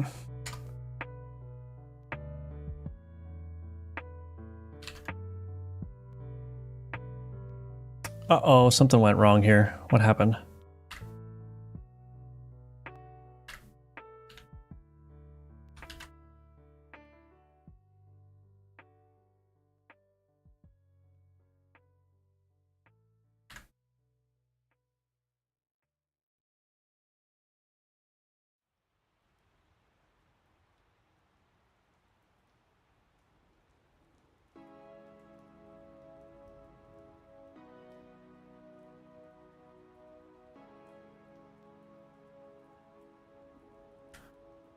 All right.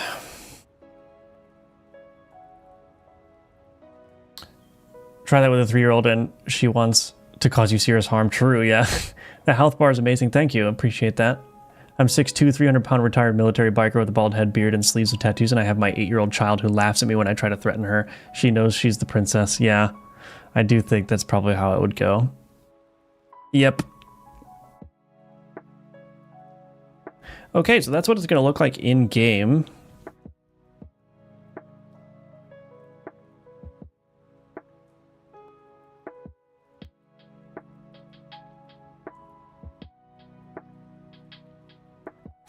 Still lots of work to do here, but we're getting there. My oldest refuses to go to bed at night. My 3 boys are easier to intimidate, but my daughter has no fear. Yeah. Where did the orrery go? We're getting there. We're getting there. It's coming. If you center the text, then it won't shift when it dips below the power of 10 minimum it has. Oh, I'm not necessarily worried about shifting. I'm worried about it exceeding the boundaries here of where the text has a designated space, if that makes sense. Picked up your grid-based puzzle game course on Udemy. Looking forward to digging into it today. Awesome. Better finish it before the multiplayer course comes out.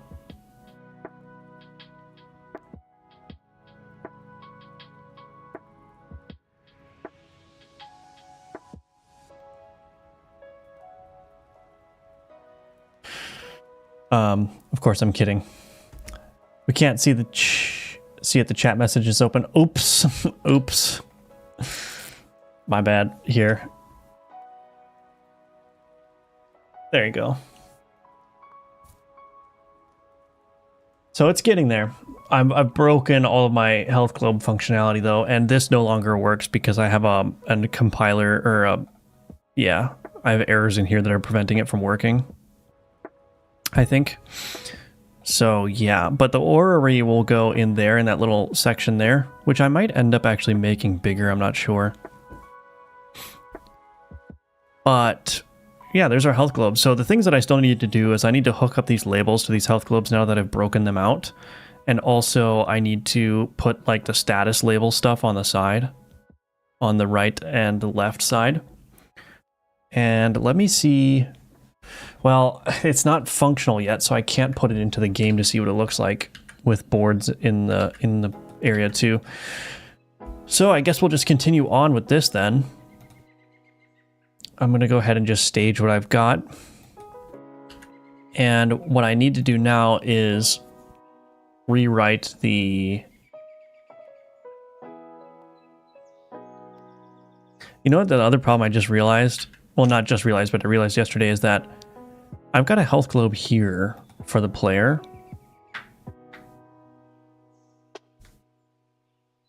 Which is shown when you enter the map. Or when you click on this button here. So I'm going to need to figure out how to show the player's health. I could just show this, but with an empty right-hand side. And make the speed controls disabled. Or I could enable the speed controls. I mean, there's no reason... It wouldn't have any effect, but you could set the speed that you want to have for the next combat encounter ahead of time. But... Anyway.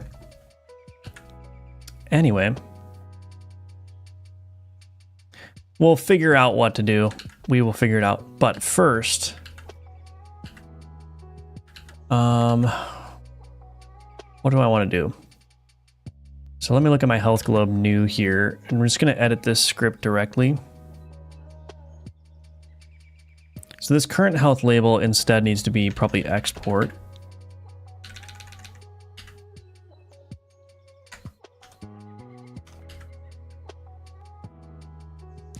We don't have a status container anymore. So I'm going to need to probably pull out that status container as a separate thing.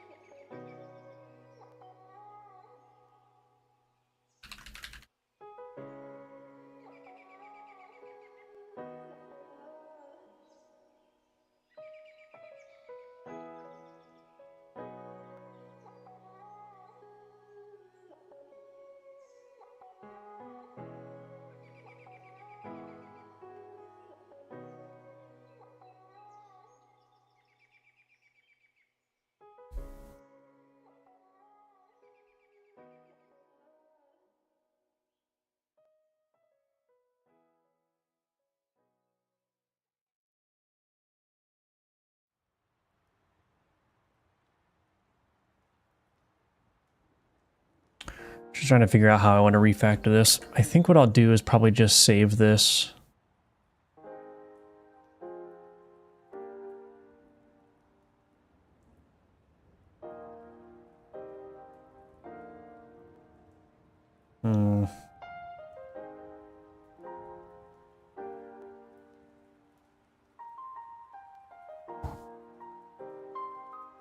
Yeah, I'll just save this in here.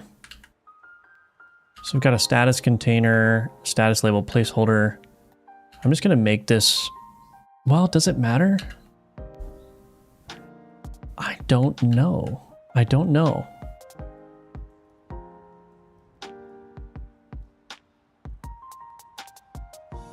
Oh, shoot. Ah.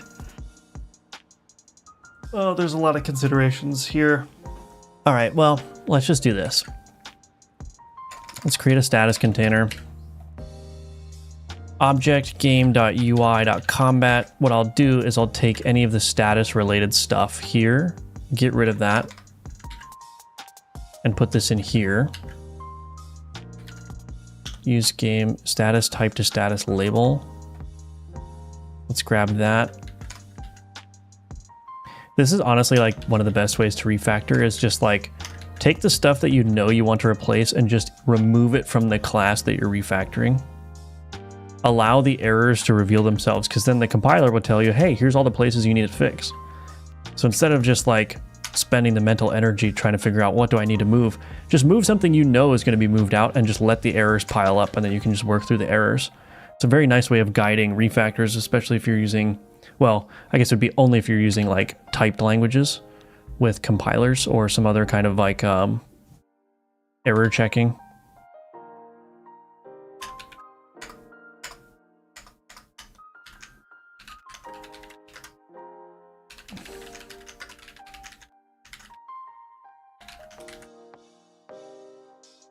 Okay.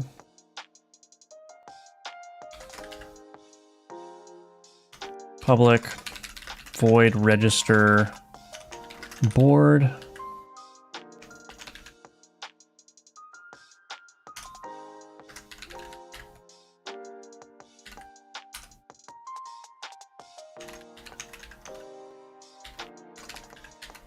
Boom. Cool. Status container, we can just remove child there. All right, and then we can add an export variable here. Export private status container. When we call register board on this, we'll do status container dot register board board. Oh, this goes away. We don't need this anymore. Okay.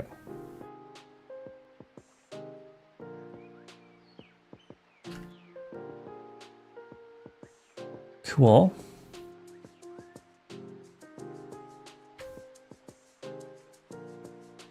So the reason I did that now is because when I go to my combat widget here, what I'm going to do is I'm actually going to create a new HBox container here. Control inside of there. We're going to ignore that. Let's center. Actually, I'm not going to center. I'm going to do shrink center. Well,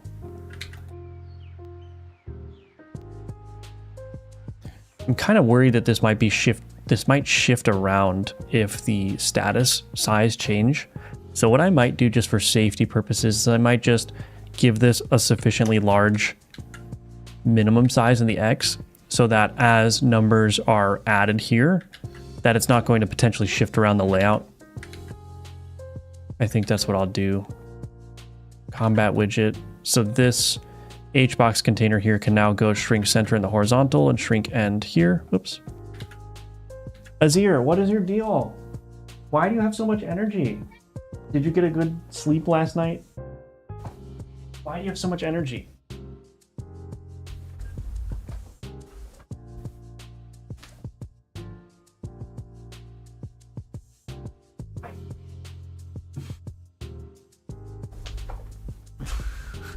He loves being manhandled.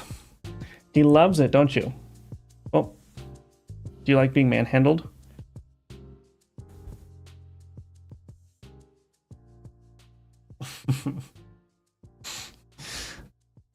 I have a suggestion. The moon cycle for speed, while looking cool, kind of confusing for the average player. About adding classic speed arrows on top of the disc, and it can spin that way. Oh yeah, you could do that. Yeah. Really looks neat. I love the simple color palette. Thank you. So going back to this comment, I was thinking about adding like a tooltip or something that shows you like 3x speed or whatever, but we'll see. This new game you're working on looks so cool. What type of game is it? It's a collectible card game, grid inventory management auto battler with a necromancy / medieval science / alchemy theme, where the hook of the game is that you can create your own cards through an alchemy system by merging properties of different cards together. Man, I wish my cat would let me hold her like that. Yeah. I mean, you gotta take the good with the bad, right? The good thing is that he loves being manhandled. He loves attention. He's very friendly. The bad thing is that also manifests as like unlimited energy, where he needs constant attention. So it's like, if you get a cat because they're just kind of chill to have around and they don't require much attention, he is not that cat. Right?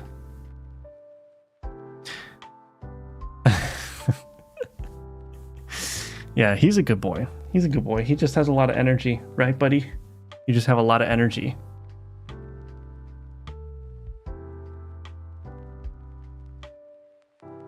Anyway. So the reason I did that HBox container is now I can do the status container here. Why did that not take? Oh, I didn't change the custom minimum size. There we go. So we've got that status container there. Probably don't want it to be that tall. Probably want to shift that down, so I'm going to have to add a margin container as well. And this margin container, I'm going to do a margin top of. Let's just maybe do... I just want it to be in line with this. Oh, perfect. Look at that. So that was 12. This HBox container, do I want this to have a 0 separation? I don't know. What is that going to look like if I move it down further?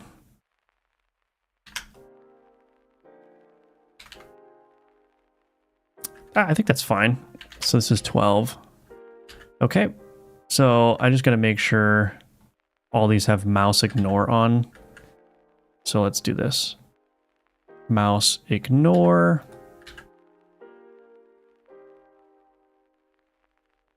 Goodness, I've got too many irons in the fire here.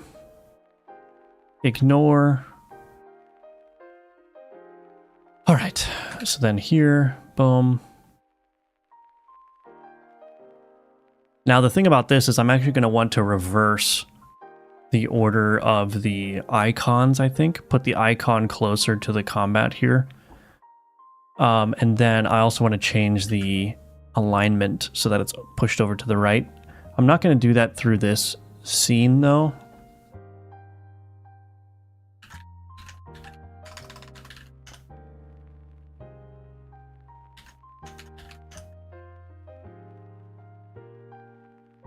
Okay, so we've got everything all set up. Minus, some tweaks to that. So now I need to build and I need to hook up all of these health globe things. So these health globes, now that I am passing references in, so this is the player health globe. So the current label is going to be the player health label. The status container is going to be underneath the player status there. Then we'll do the same thing for the enemy. Enemy health label, enemy status container. So that's all hooked up nicely.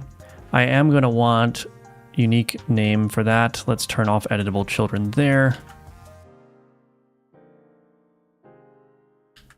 Oh, that kind of makes me a little bit worried. Okay, editable children. So we'll need to change that with code as well. You know what? Actually, what I might do, health globe new.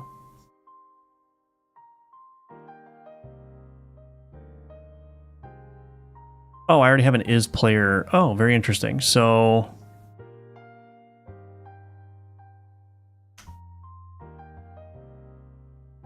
health frame player and health frame enemy.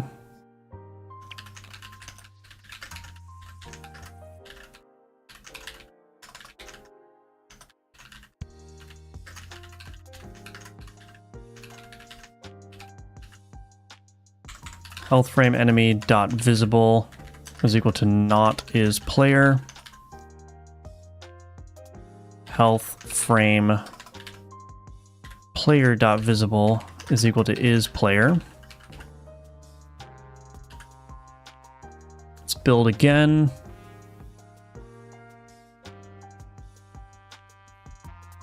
Combat widget, this needs to be marked as player. That already is marked as player, so I just need to turn it off here. Okay.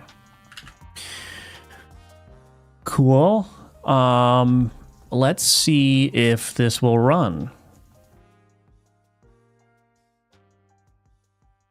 Okay, I'm no longer able to click that. Why is that the case? Did I miss turning off a mouse filter somewhere? Why can I no longer click that?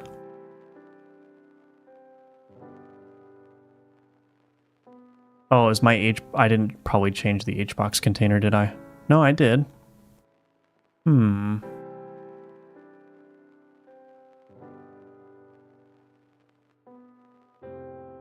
I really, really would like this feature. I would love to be able to go into like the editor.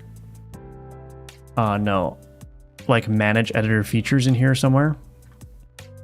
And underneath an individual node, I would love to be able to set defaults for that node whenever you add it to the scene tree. Because for this game, the overwhelming majority of control nodes that I use need to have the mouse filter mode set to ignore. Only things like buttons or whatever else that explicitly requires player input needs to have that mouse filter set to not ignore. So it's getting kind of annoying to have to make sure that I need to set that for everything I add. I would love to be able to just change that somewhere so that every new node I add to the tree has that set by default. But anyway, this is coming together. Thank you, Binge Boy. Yeah. Love how it's turning out. Do you always make your own assets? Yes, I do. Yeah. Well, art wise, I use like sound effects packs and I hire people for music and whatnot. But the visual assets that exist in the game, yes, I make all of them. But Steam capsule art and all that kind of stuff.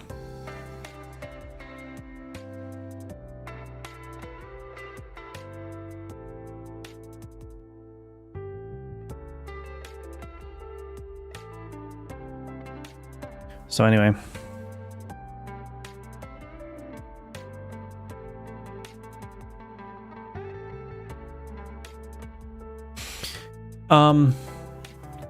You can check what you're clicking on in the MISC when debugging, right? I think so, maybe. I guess you can use the node enter tree signal and then set the mouse mode if I get it right. Yeah, I mean, that would have to be like an editor plugin though. I feel like doing your own artwork really gives you full creative freedom. It does, yes. It also saves money if you're trying to like hire somebody to make your art for you. One of the first games that I tried to release on Steam, which no longer is on Steam because it was that garbage, I actually paid somebody to do all the art for me. And it turned out okay, like he was a good artist, but yeah, I just much prefer if I can just create the art myself, you know? Because I don't know, it's just fun.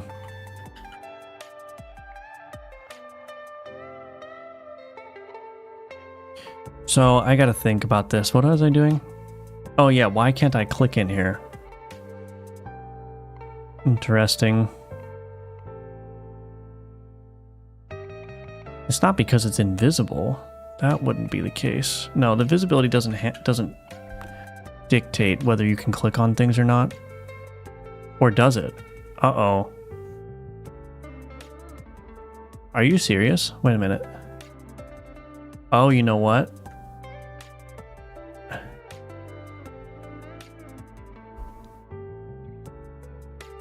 Does the area 2D visibility...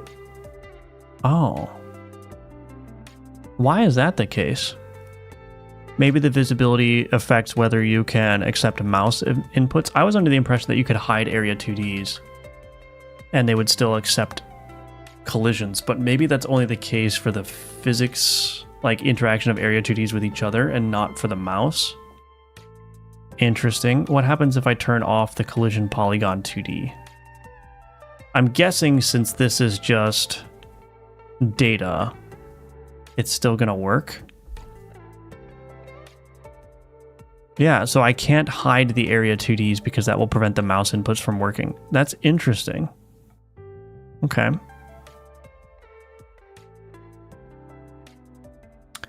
That's good to know, I suppose.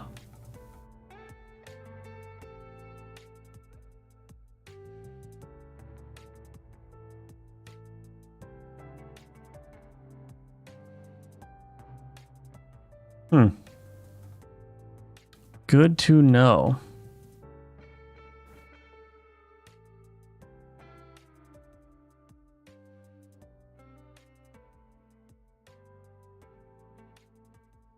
Anyway. I need to see where this health globe is being used. It's only being used in the drawer UI. Oh. Right. So I need to figure out where to put this, but for now, I'm just going to delete this. Health pass-through. That whole thing can go.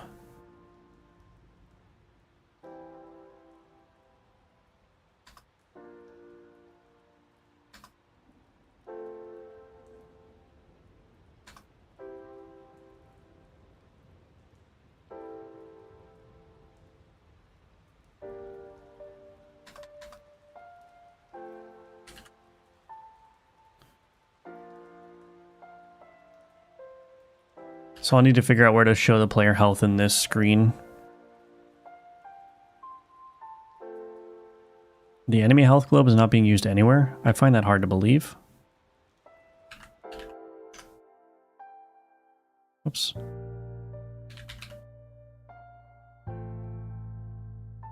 Oh, it's being used as a placeholder here.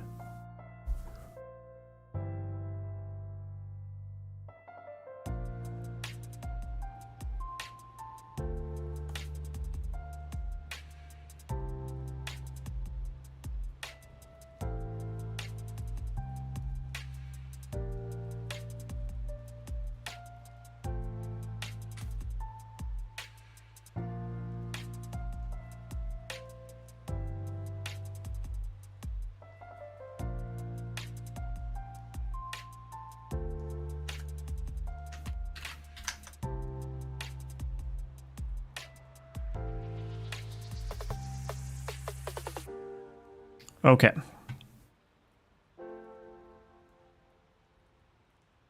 Where is this used, this health globe?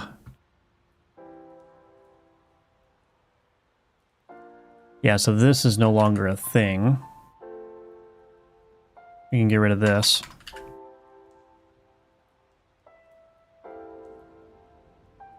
Okay, so this whole add enemy board, this is just not operative anymore. Okay. So this is where I'm going to need to... Yeah, to do show combat widget UI. So I'm going to need a whole different flow for that. Yeah, I need to think about that. The thing that I really need to figure out is what to do about here. Do I just add the combat widget in here, but without the enemy side?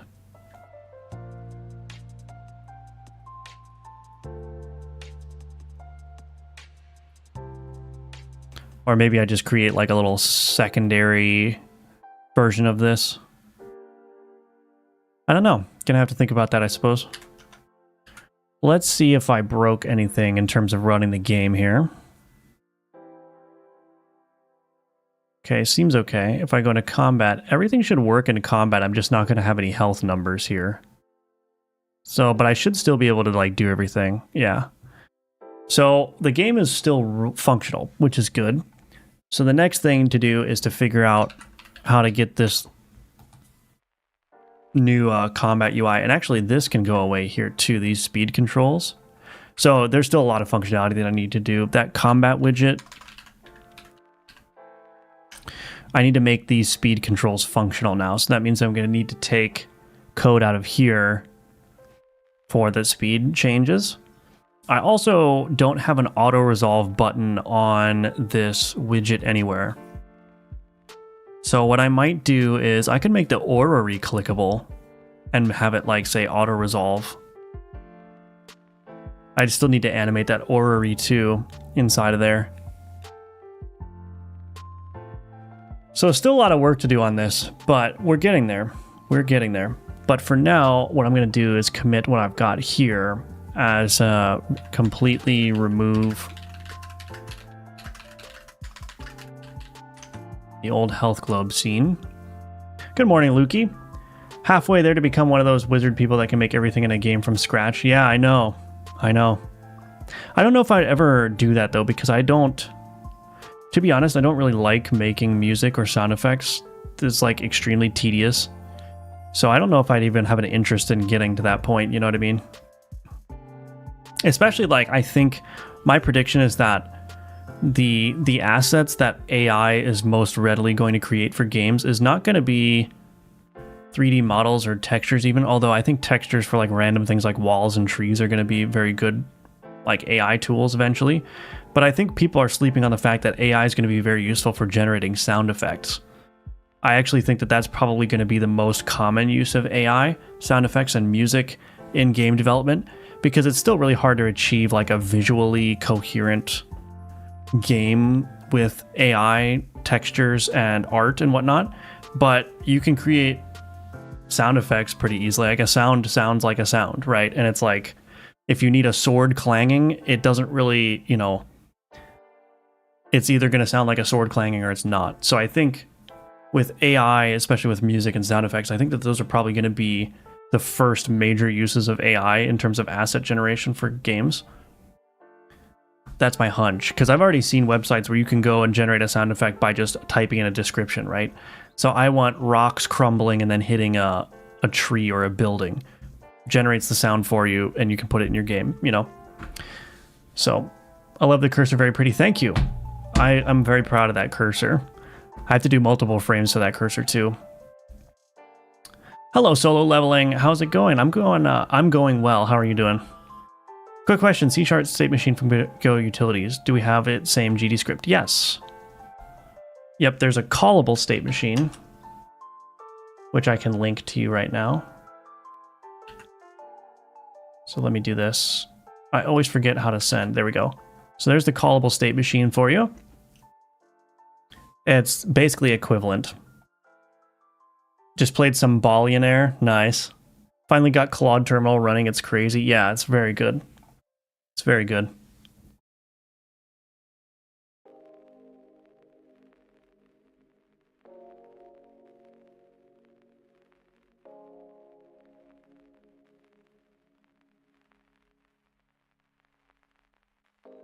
So anyway, that's going to be it for the stream today. I'm going to go get some lunch. I'm hungry. Got to make sure the cat is entertained as well, right, buddy? He's been sitting on my mouse arm this whole time, which makes it very hard to use the mouse sometimes, buddy. Makes it very hard, right? Yes. Anyway, but yeah, that's it for the stream. Again, the new code review video is out right now, so if you can't get enough of me, you can go watch that. I think it's about 40 minutes long. So, and it's a very, very interesting project. It was a game that placed very highly in GMTK 2024, and it was in the top 100, and they kept working on it and made it a full release. So if you're interested in seeing what a game jam game to full release kind of looks like, definitely check out that code review video. I think you'll enjoy it. And yeah, I hope you all have a good weekend as well. Using AI for visual stuff is heresy. Okay, but yeah, thank you again for all your support, and I will see you Monday. Oh wait, no, I won't be streaming Monday or Tuesday at the normal time. So hit the notification bell to be notified when I stream, and otherwise, have a good weekend. I will see you next time. Bye-bye.